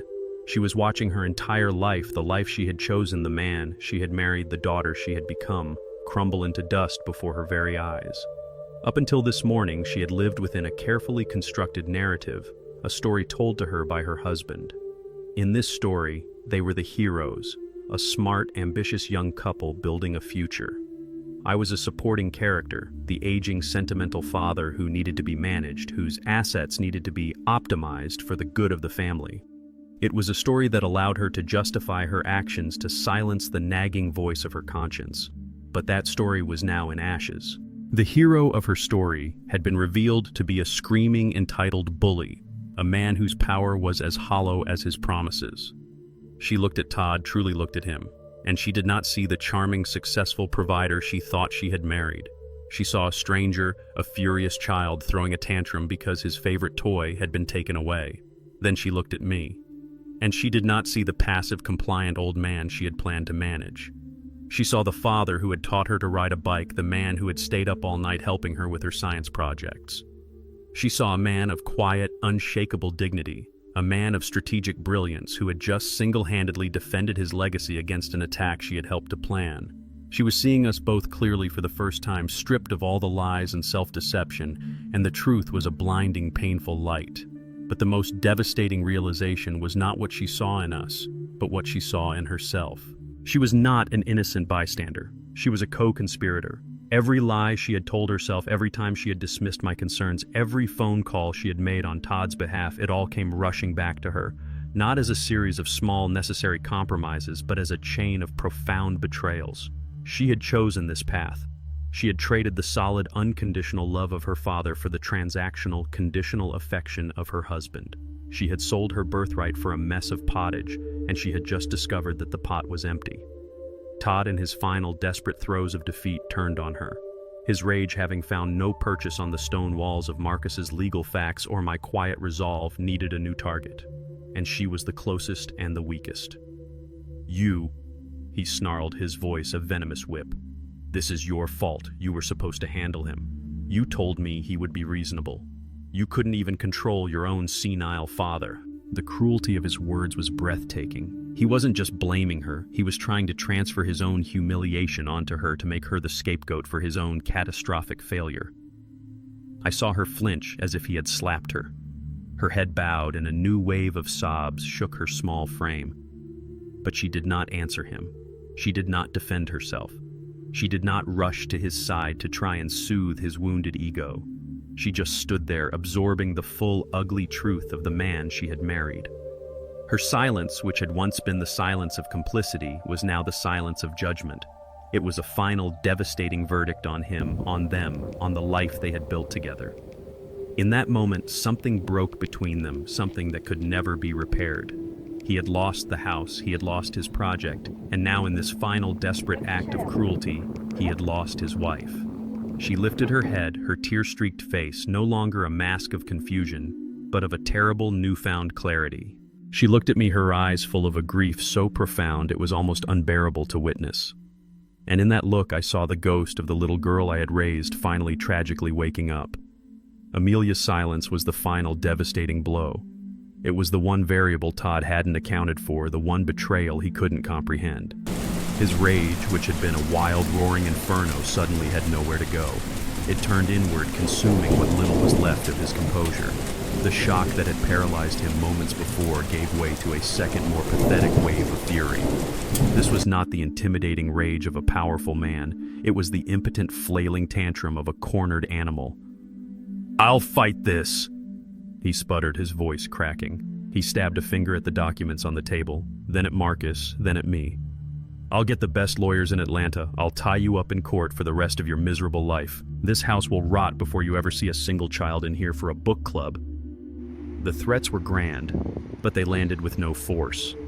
They were the desperate bluffs of a gambler who had just lost his entire stack. He was trying to conjure the ghost of his former power, but the spell was broken. Marcus simply shook his head, a look of profound pity in his eyes. "You can certainly try, Mr. Miller," he said, his voice calm and almost gentle. "You can spend a fortune of your investors' money on legal fees. Your lawyers will file motions. We will file counter motions. It will take years. But in the end, the law is the law, the trust is valid, the deed is recorded, the map is a historical fact. You will lose. The only question is how much money you'll waste before you accept that." Every calm, reasonable word from Marcus was like a fresh log thrown onto Todd's fire. He was used to people cowering when he raised his voice. He was used to his anger being a tool that got him what he wanted. Our refusal to be intimidated, our quiet certainty, was a reality his ego could not process. It was like he was punching a brick wall and couldn't understand why the wall wasn't falling down. "You think you're so smart, don't you?" He sneered at me, his face turning a blotchy, unhealthy red. "You with your dusty old house and your dusty old friend. You think you've won?" "There is no winning or losing here, Todd," I said. And for the first time I felt a stirring of something other than anger or resolve. It was a deep, aching sadness for him, for my daughter, for the wreckage they had made of their lives. "This is simply the consequence of your own actions. You saw this house as a thing to be taken. You never saw it as a home to be cherished. That was your mistake." My pity was to him the ultimate insult. He let out a strangled, frustrated scream. He looked around the room, his eyes wild, searching for something to break, for some way to physically manifest the impotent rage that was consuming him. He took a step towards the piano, his hands clenched into fists, and for a terrifying second, I thought he was going to smash his hand down on the keys to scar the one thing in this house that was most precious to me. But he stopped. Even in his rage, some primal instinct for self-preservation must have warned him against it. He knew that if he crossed that line, there would be no coming back. Defeated, he spun around, his grand, intimidating presence shrunk and diminished. He was no longer the conqueror. He was just a man in a room, a man who had been so thoroughly, so completely, so elegantly beaten that there was nothing left for him to do. The movers on the porch, who had been watching the entire drama unfold with wide, unblinking eyes, began to slowly, quietly back away from the door, as if not wanting to be associated with the spectacular implosion they had just witnessed. Todd was alone, trapped in the wreckage of his own making, his impotent fury a useless, sputtering engine that had finally run out of fuel. The final echoing scream of Todd's impotent rage hung in the air, then died, leaving a vacuum of profound, awkward silence. The battle was over. The smoke had cleared, and the victors and the vanquished were left to survey the ruins. Todd stood in the center of the room, a statue of defeat. The fury had drained out of him, leaving behind a hollow, broken man. His shoulders were slumped, his hands hung limp at his sides, and his eyes, which had been blazing with fury just moments before, were now dull and empty. He looked like a man who had just run a marathon only to be told he had been running in the wrong direction. It was Brenda who broke the spell. Her shrill, indignant voice, which had been a weapon just moments ago, was now thin and reedy, laced with a tremor of pure panic. "Well," she said, turning on her son, her voice a desperate, pleading whine. "Todd, what are we going to do? Where are we supposed to go? The movers are here. All of our things are in that truck." Her words, meant to spur him to action, only highlighted the totality of their defeat. The moving truck, which had been a symbol of their impending victory, was now a monument to their homelessness. Their beautifully orchestrated plan had left them with a truck full of furniture and absolutely nowhere to put it. Todd didn't answer her. He couldn't. He had no plan B. The possibility of failure had never even entered his arrogant mind. Gary, seeing his son's catatonic state, tried to step in to reassert some semblance of patriarchal control. Now, Brenda," he blustered, though his voice lacked any real conviction. "Let's all just calm down. We'll call our lawyer. We'll get this sorted out." But even as he said the words, he knew they were empty. He had seen the documents. He had seen the look on his son's face. He knew with a dawning, sickening certainty that there was nothing to sort out. The head mover, a large, patient man who had been watching the entire soap opera unfold from the porch with a look of stoic professionalism, finally chose his moment. He stepped forward holding a clipboard. He didn't look at me or Marcus. He looked directly at Todd, the man who had hired him, the man who was supposed to be in charge. "Sir," he said, his voice a respectful but firm rumble, "my crew is on the clock. What are your instructions? Are we unloading here, or are we going to another location?" The simple, practical question was the cruelest blow of all. It forced Todd to confront the logistical nightmare he had created. He had a truck, a crew, and a mountain of furniture, and he was standing on the porch of a house that was no longer his. Todd stared at the mover, his empty eyes slowly regaining a flicker of focus. He looked at his parents' panicked faces. He looked at Amelia's tear-streaked, silent judgment. He looked at me standing tall and quiet in the home he had tried to steal. And something inside him finally irrevocably broke. He didn't shout. He didn't make another threat. He just seemed to deflate, to shrink in on himself. He turned not to the mover but to his father. "Get Mom in the car," he said, his voice a hoarse, defeated whisper. "Just get her in the car." It was not an order. It was a plea. It was the sound of a general ordering a full, unconditional retreat. The departure was a mirror image of their arrival, but stripped of all its triumphant arrogance. It was a slow, shuffling, humiliating exodus. Gary, his face a mask of grim resignation, gently took his wife's arm. She tried to pull away to utter one last shrill protest, but the fight was gone from her too. He led her down the walkway, past the movers, past the hulking yellow truck, a silent, defeated queen being led from her conquered castle. Todd turned to the head mover. He couldn't look the man in the eye. He stared at a point somewhere over the man's shoulder. "Take it all to your storage facility," he said, the words costing him a visible effort. "I'll call the office on Monday to sort it out." The mover just nodded, a flicker of pity in his eyes. He made a quiet signal to his crew, and they began to slowly, respectfully retreat to their truck. Finally, Todd looked at Amelia. He said nothing. There was nothing left to say. He just gave a slight, almost imperceptible jerk of his head towards the car, a silent command. She didn't move for a moment, her eyes locked with mine. Then she turned, her shoulders slumped, and walked away from me, away from the house, away from the life we once had, and got into the back seat of her husband's car. Todd was the last to leave. He stood on the walkway for a moment, the wreckage of his ambition all around him. He gave me one last look, a look of pure, unadulterated hatred, a look that promised a lifetime of resentment. Then he turned and walked away. I watched them get into their expensive black SUV. I watched it pull away from the curb. And then, with a final protesting hiss of its air brakes, the big yellow moving truck, which had arrived with such promise of a new beginning, rumbled to life and followed them down the street, its cargo bay full of furniture that had no home. And then there was silence. The beautiful, peaceful, and blessedly silent sound of victory. The silence they left behind was a physical thing. It was heavier than the noisy chaos of their arrival, filled with the ghosts of shouts and the residue of shattered relationships. The big yellow truck was gone. The sleek black SUV was gone. The street was quiet again, as if a violent, localized storm had passed as quickly as it had arrived. Marcus and I stood in the living room, two old soldiers on a silent battlefield. He walked over and picked up the documents Todd had thrown to the floor, straightening the crumpled pages with a gentle hand. He placed them neatly back in his file. He looked at me, his eyes full of a deep, quiet understanding. "Well, Eli," he said softly, "the house is safe." He put a hand on my shoulder, a gesture of solidarity, of a shared and difficult victory. "I'll handle the follow-up with their lawyers if and when they call. You just rest." He knew without me having to say a word that this was not a moment for celebration. He knew the cost of this victory. He gave my shoulder a final firm squeeze and walked to the door. "I'll let myself out," he said.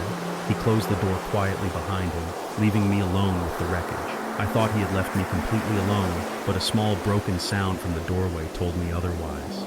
Amelia. I had forgotten she was still there. She hadn't left with them.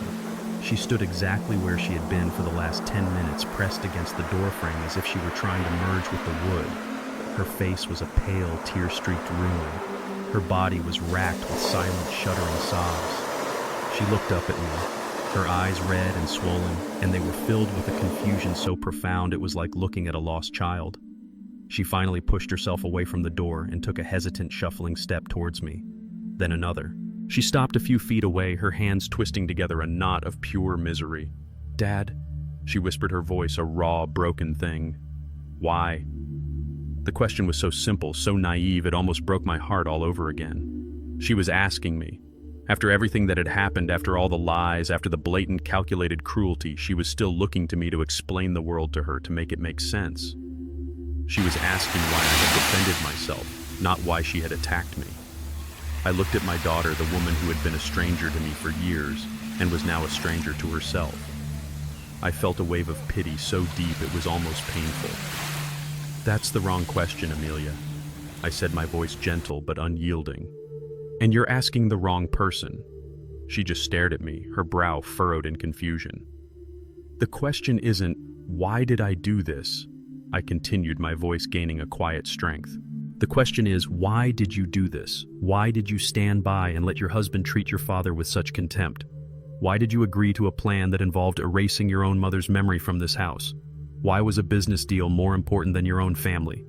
Those are the questions that need answers, honey, and I don't have them. Only you do."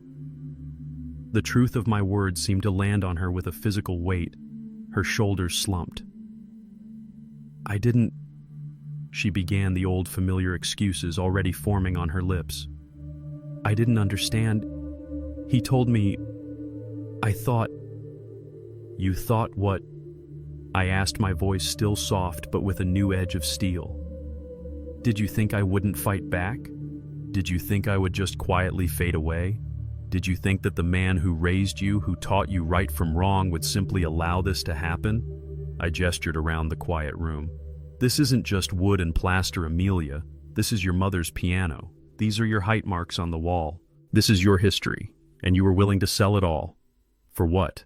For a bigger house? For a membership at a country club?" She finally broke. A raw, guttural sob tore from her throat, and she covered her face with her hands. "I'm sorry." She wept, the words muffled by her fingers. "Daddy, I'm so sorry." The sound of her calling me Daddy for the first time in years was a knife in my heart, but the wound was too deep. An apology was a bandage on a severed limb. "I know you are," I said, and I meant it. "But sorry doesn't change what you did. It doesn't unring the bell." She looked up, her face full of a desperate, pleading hope. "What do we do now?" she asked, her voice a child's whisper. "How do we fix this?" I shook my head slowly. "There is no we right now, Amelia," I said, and the words were the hardest I had ever had to speak. "There is only you. You have to go. You have to leave this house, and you have to figure out who you are without your husband telling you, and without me to fall back on. You have to find your own foundation." She just stared at me, the final, terrible understanding dawning in her eyes. I had not just taken back my house, I was closing a door she had never imagined would be closed to her. And for the first time in her adult life, my daughter was truly, completely on her own. Amelia's question, "How do we fix this?" hung in the air between us, a fragile, desperate prayer. She was looking for a magic wand, a simple solution that would rewind time and erase the ugly events of the past 24 hours. She wanted me to provide the answer, to tell her the secret words that would make everything right again, just as I had when she was a little girl with a scraped knee or a broken toy. But this was not a scraped knee. This was a self-inflicted wound, deep and festering, and I did not have the cure. I took a step towards her, and for a moment I think she expected me to embrace her, to pull her into a hug and tell her it would all be okay. But I stopped, keeping a small but significant distance between us. I had to. The boundary had to be drawn, not just with words, but with actions.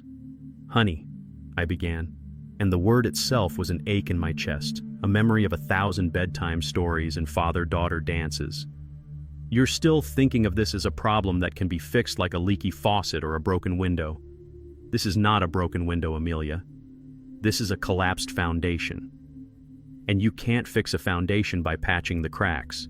You have to excavate, see what's rotten, and build something new." I saw the confusion in her tear-filled eyes. She didn't understand. "I love you," I said, and the words were the truest I had ever spoken. "That has not changed. That will never change. You are my daughter, my only child, the best part of me and your mother. But love and trust are two different things. They grow in the same garden, but they are not the same plant. You have broken my trust, Amelia, and trust is not a thing that can be fixed with an apology. It has to be regrown slowly over time from new soil." I gestured to the room around us, to the silent, watchful house. "This house," I said, my voice soft but firm, "is a consequence. It is the result of your choices. When you chose to stand with your husband in his plan to take it from me, you made your position clear. You chose his ambition over my history. You chose his future over our past. And because of that choice, I had to make my own. I chose to protect this house, to protect your mother's legacy in the only way I had left." I took a deep breath. This was the hardest part. "The door to my heart will always be open to you, Amelia," I said, my voice thick with an emotion I couldn't suppress. "You can walk through that door anytime you want. I will always be your father. But the door to this house, that door is no longer mine to open for you." Her face crumpled, the full, devastating weight of my words finally landing on her. "This house no longer belongs to me," I explained gently. "It belongs to the community now. It is a public space, and to enter it you have to earn your place, not as a daughter with a birthright, but as a member of the community who respects its values. And right now, honey, you are a stranger to those values." I saw a flicker of the old, entitled Amelia in her eyes. "So I'm banished," she whispered, her voice laced with a note of indignant disbelief. "You're kicking me out." "No," I said, shaking my head. "I am not kicking you out.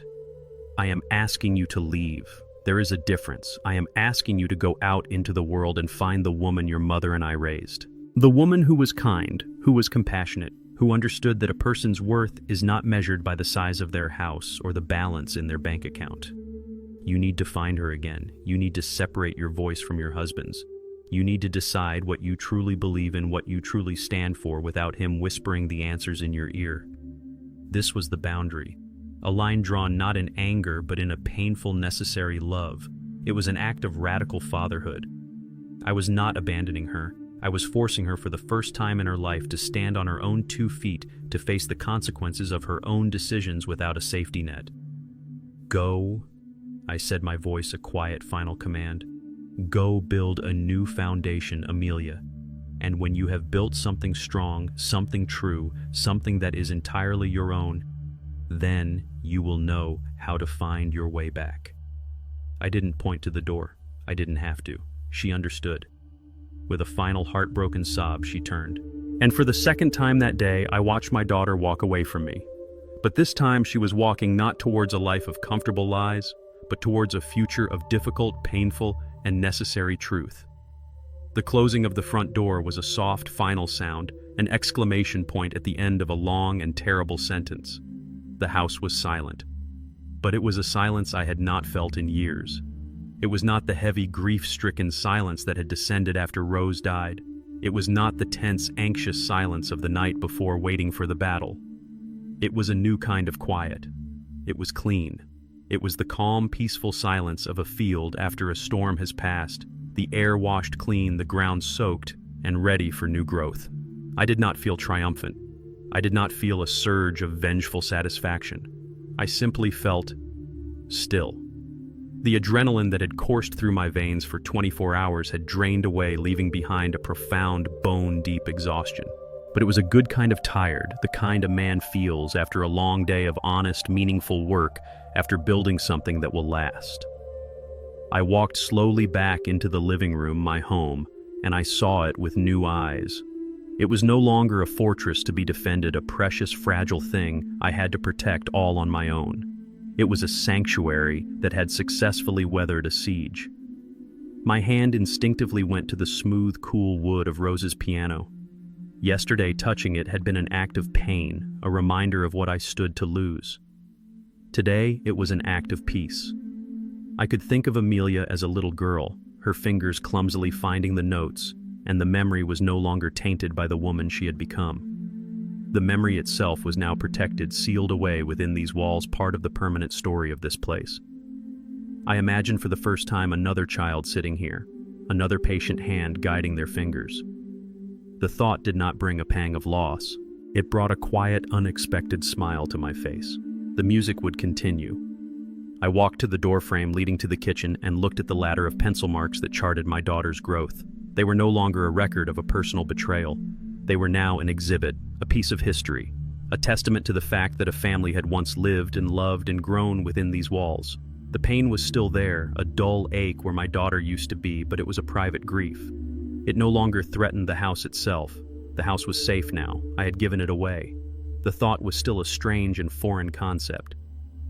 Eli Coleman, the man who had poured the foundation and framed the walls, was no longer the owner of 127 Maple Street.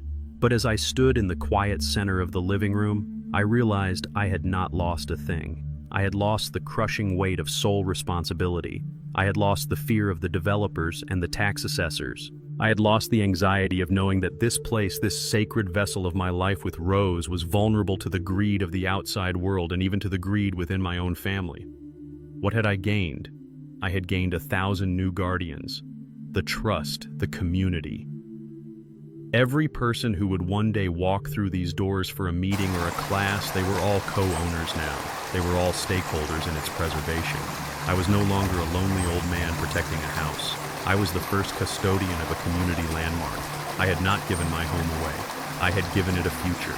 I had ensured that Rose's spirit, the spirit of welcome and community and music that she had breathed into these rooms, would never be extinguished. It would live on long after I was gone. It was a victory not of shouting, but of silence. Not of force, but of foresight. It was a victory Rose would have been proud of. And in the profound, echoing peace of the house that was no longer mine, I finally felt like I was home. A few weeks passed. The quiet that had descended upon the house after the storm of that terrible morning slowly transformed. It was no longer the silence of emptiness, but the patient, peaceful silence of a fallow field waiting for new seeds to be sown. The story of what had happened on my front porch had rippled through the neighborhood, a quiet legend passed in whispers over garden fences and in the aisles of the local grocery store. The monstrous condo project behind my house had stalled its steel skeleton, now a silent, rusting monument to a rich man's greed. I was no longer just Eli Coleman, the old man at the end of the street. I was a quiet hero, a guardian of the neighborhood's soul. People looked at me differently. They waved with a new respect, a shared understanding. They knew I hadn't just saved my own house. In a small way, I had saved a piece of theirs too. I received no word from Amelia. A part of me, the father in me, ached with that silence. But another newer part of me, the custodian, understood it was necessary. She was on her own journey now, and I had to trust that the foundations Rose and I had given her were still there, buried deep beneath the wreckage of her choices. This afternoon was the beginning. It was the first official event of the Coleman Rose Heritage Trust. It wasn't a grand gala or a formal ceremony. It was something small, something simple, something Rose would have loved. Marcus and Maya from the community center had helped me organize an after-school reading hour for the neighborhood kids. We had put up a simple flyer at the center. We expected maybe 5 or 6 children to show up. 15 came. They arrived not with the hesitant shyness of children entering a stranger's home, but with a boisterous, joyful energy, as if they somehow knew this place already belonged to them. They kicked off their shoes at the door, their colorful sneakers piling up on the welcome mat that my daughter and her husband had so recently desecrated. Maya led them into the living room, and a sound that had been absent from these walls for nearly 2 decades returned the bright, bubbling, chaotic sound of children's laughter. I sat in my armchair, the one in the corner, and I just watched. They were not intimidated by the old furniture or the quiet dignity of the room. They treated it with an easy, unconscious respect. A little girl with bright, curious eyes walked over to the piano. She didn't touch it. She just looked at it with a sense of wonder, her reflection staring back at her from the polished mahogany. I saw not an intruder, but a successor. I saw the ghost of my own 6-year-old daughter, and the memory did not bring pain. It brought a deep, profound sense of continuity. Maya, a natural storyteller, sat on the floor with them, a colorful picture book in her hands. Their little faces were rapt with attention as she read, their imaginations soaring on the wings of her words. The sound of her voice, punctuated by the children's giggles and gasps, was a new kind of music in the house, a melody of community of a future being written in real time. The house was no longer just a vessel for my memories. It was being filled with new ones. It was alive again. After the story, one of the older boys, a thoughtful-looking kid named Jamal, came over to me. He held out his hand, a serious, formal gesture. "Thank you for letting us come to your house, Mr. Coleman," he said, his voice full of a sincerity that humbled me. "It's a really nice house." I shook his small hand. "It's your house too, son," I said, and the words felt truer than anything I had ever said. "It belongs to all of us now." As the sun began to set, casting long, golden shafts of light through the living room, the parents arrived to pick up their children. They thanked me, their eyes full of a gratitude that was about more than just a free afternoon of childcare. They saw what this place could be. They saw a future for their community taking root right here in this old house that had refused to die. After they had all gone, I stood in the quiet of the living room. The air was still warm with their energy, the floor still held the faint imprint of their small crossed legs. This was it. This was the legacy. It wasn't in a will, it wasn't in a bank account, it was in the echo of a child's laughter. It was in the hope in a neighbor's eyes. I had given away my home, and in doing so I had received a treasure far greater than any I had ever owned. I had found the true meaning of wealth, and it was priceless. Respect is not a currency to be spent on the young by the old. It is the foundational bedrock of family. I learned that silence in the face of disrespect is not peacekeeping, it's self-erasure. True strength isn't found in enduring indignity, but in wielding wisdom to protect one's legacy and dignity. At 75, I didn't fight a battle of anger, but executed a strategy of truth. The house my hands built is more than wood and nails. It's a testament that you can never truly own what you do not value. I have a question for you now. Have you ever had to draw a line in the sand, not out of anger, but to protect your own peace and dignity? Let me know your story, or even just a simple yes in the comments below. It helps an old man to know he's not alone. And if my story resonated with you, please hit that like button and subscribe.